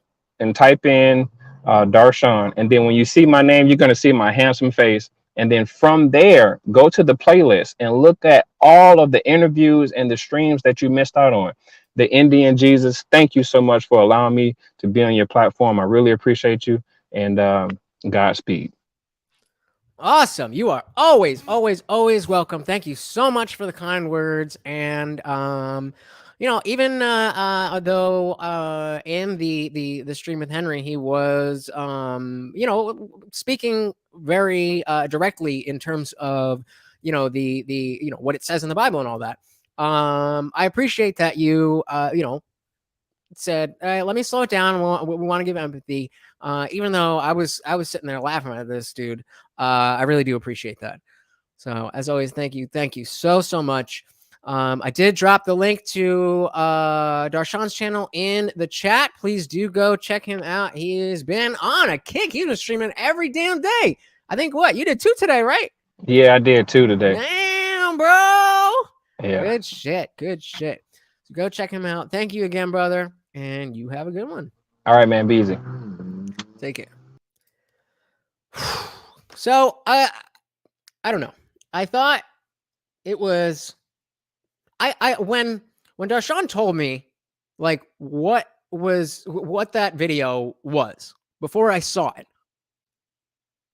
I wasn't sure how I would deal with it. I knew I wasn't like gonna be like, oh my god, like the 9-year anniversary of his death is on Sunday, so it's been almost a decade, and I definitely will say that it has been a rough 9 years. I didn't like when you're 23, you kind of feel like, all right, my boys are my boys, at least until, you get into your next phase of life. I've talked about going to Hawaii and how I was on Inkmaster, got my Hawaii postcard tattoo. That was a trip I went on in 2013. August of 2013, 7 weeks before Akon died. And again, we call him Akon. His name was Adam. His last name was Condiotti. Akon. And we were calling him that before the singer Akon was on the scene. So the singer stole that name. But he was supposed to come with us. A bunch of us who were friends at the time, we wanted to do one last big hurrah as friends because we knew that, we were going to grow up and get older and grow apart. So I think it was 10 of us. 10 of us went and stayed in a villa that one of the people, their parents, got them the room as a graduation present. So it was the perfect opportunity. And Akon was the glue of that group. But he really, really wanted that motorcycle. He didn't have enough money for both. So he chose to stay home, buy his bike, go through the courses, and start zipping around on his red little crotch rocket. It was pretty cool. He was a little irresponsible. He came over to where I was living at the time. The same place that, as Henry said, that Jesus died on the cross for me, but Akon would never do that. Yeah, we were in my the house I was living in New Brunswick, New Jersey. If you know anything about Jersey, outside of the Rutgers territory. And like I said, he was a weed dealer. There was a dude who Akon went to Rider with me. So one of our classmates from Rider, it was a private school. This is, hoity-toity. He hit up Akon and was like, yo, I'm looking for a pound. So, at that much weight, that's like 1,000-ish, 2,000. I don't know. I don't buy pounds. I buy quarter pounds for $650. So, times that by 4, cut off the discount. Decent amount of money. So he's like, I don't really want to do this at my parents' house. Like, you mind if I just do this at your place? Like, it's dude from Ryder. Like, we know him. We've hung out with him. I was like, yeah. Well, I mean, normally I don't want that shit near my house, but whatever. I know. Let's call him Greg. Like, I know Greg. So, they set it up. Everything's good. We're waiting. And where my room was in this house, I was living with 3 other people, but it was a 3-bedroom house that had an addition built onto it. And so the addition was my bedroom. And there was a door straight outside to the back driveway from my room. And then, my room, another door that went into the house. So it was perfect to not have to bother anybody or let anybody know what's going on. Person pulls up in the driveway, come through the back door, do business, bing, bang, boom, we're done. And he's going to take me out for drinks because I let him do a deal at my house. So dude comes over and he's being real shifty about the money. But this was when I was a drug addict. So I was fucked up. I was not even paying attention. I went into the kitchen to do something or another. I come back in the room and I guess I startled the dude. He pulls out a gun and points it at my face. I came into the room and just kind of hopped onto my bed. So I'm on my bed over here. It's a small room. It was meant to just be an office. So the door's here, bed's here. I go from the door, couple steps, hop on the bed. Akon is standing in the, between the bed and the door, dealing with dude. And he jumped onto my bed and said, point that shit at me. He said, point that shit at me. And then he stood up. He stood up. And he was like, yo, just take the shit. I don't fucking care. And he put his hand, like he was getting arrested, put his hands behind his back and got down on his knees in front of me. That sounded gay as fuck. But I was behind him. That's not any better. And the dude was still pointing the gun. And he told him to turn around. So now he's facing... No homo. He's facing me on his knees. Gun pointed at the back of his head. Akon does some fucking Matrix shit. And he's down like this. And he somehow gets up, spins around, and tackles the dude into my wall. Then the dude fucking ran and Akon chased him. This motherfucker was a badass. Tell me he wouldn't die for me. You don't fucking know. You don't know. And that's just the main message, is just stop acting like you know shit you don't know. It's okay not to know. It's okay to say, I don't know. I don't know why people have such a problem with it. I don't know where this arrogance comes from. That, oh no, I know everything. I have this book that was written 2,000 years ago about stuff that happened 2,034 years ago. Talks about slavery. Talks about beating women. I don't know if you're familiar with the story of Lot and his daughters, but take a peek in Genesis.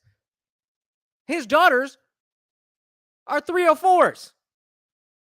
They're hanging out. They're hanging out with daddy who got drunk, or no, daddy who's sleeping. Lot's their father. Look this up if you don't believe me. And they decide, we're horny. Let's get him drunk.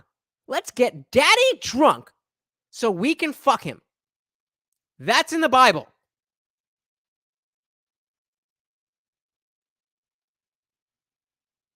So please, when I don't have respect for a book written by man thousands of years ago about stuff from more than thousands of years ago and includes bullshit that none of us agree with, you'll have to excuse when I don't follow that book. You'll have to excuse that I don't think it is a good thing for you to be following that book. I'm not going to tell you not to, but I sure as shit am going to tell you that I don't think it's a good idea.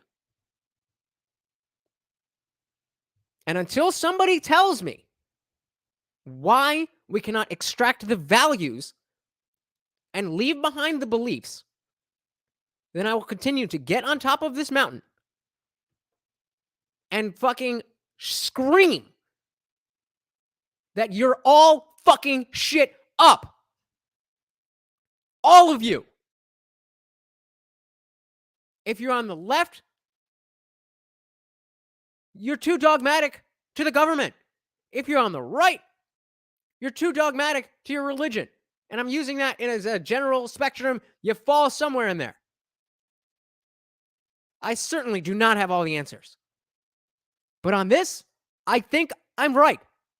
I think. If I'm not, please, please, please tell me how and why. I don't want to be spouting bullshit any longer than I have to.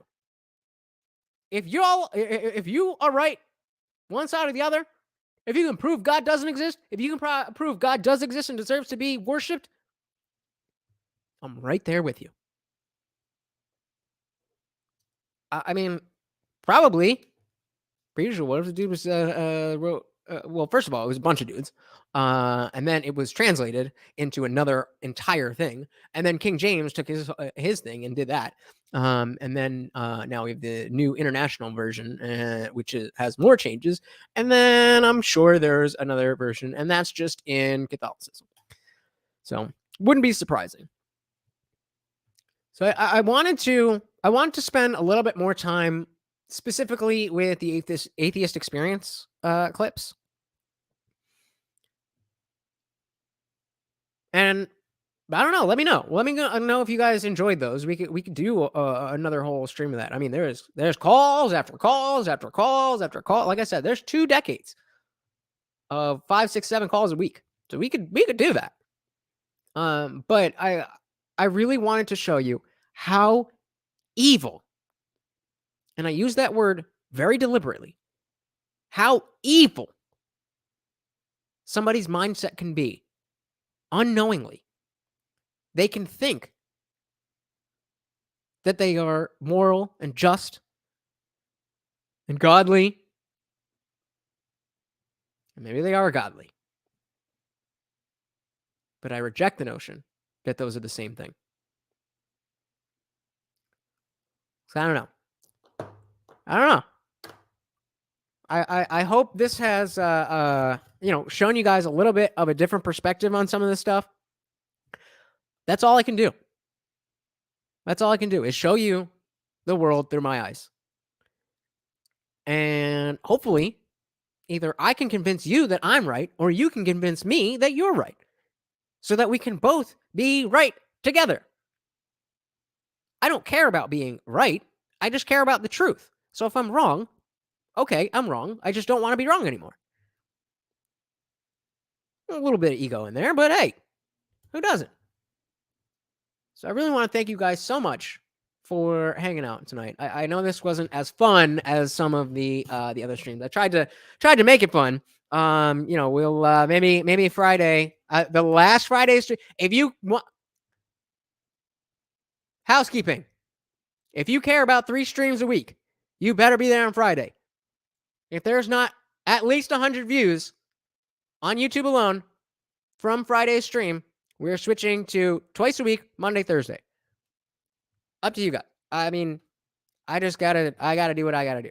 So if you're there, I'll know that you care and you do want to see 3 streams a week and you want to spend your Friday nights with me. If you don't, that is perfectly fine. That is perfectly fine. The fact that you're here right now means the world to me. Every second you spend here means so much to me.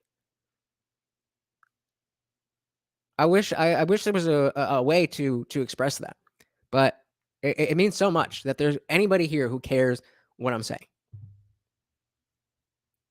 But you know, guys, the party is not over. The party is never over. If you look down in the description, there is a link to the now free Discord server. Remember, that Discord server is, as soon as it hits a number I already have in my head that I'm not telling you guys, once it hits that number, all of you, everybody who's in is good, but everybody new is going to have to pay monthly. So if you want to make sure you're in before that, the free link is just there.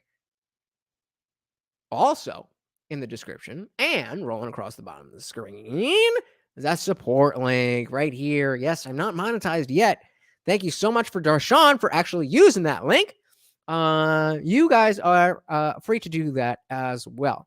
But speaking of free, you don't have to do any of that. It is completely free to like, to comment, to subscribe, to ring the bell, to share the video, to take this URL and be the notification. How many of you got notifications for this? Be the notification. Take the URL, go to somebody you know, and be like, yo, have you checked this dude out? That would mean the world to me. And it's all free.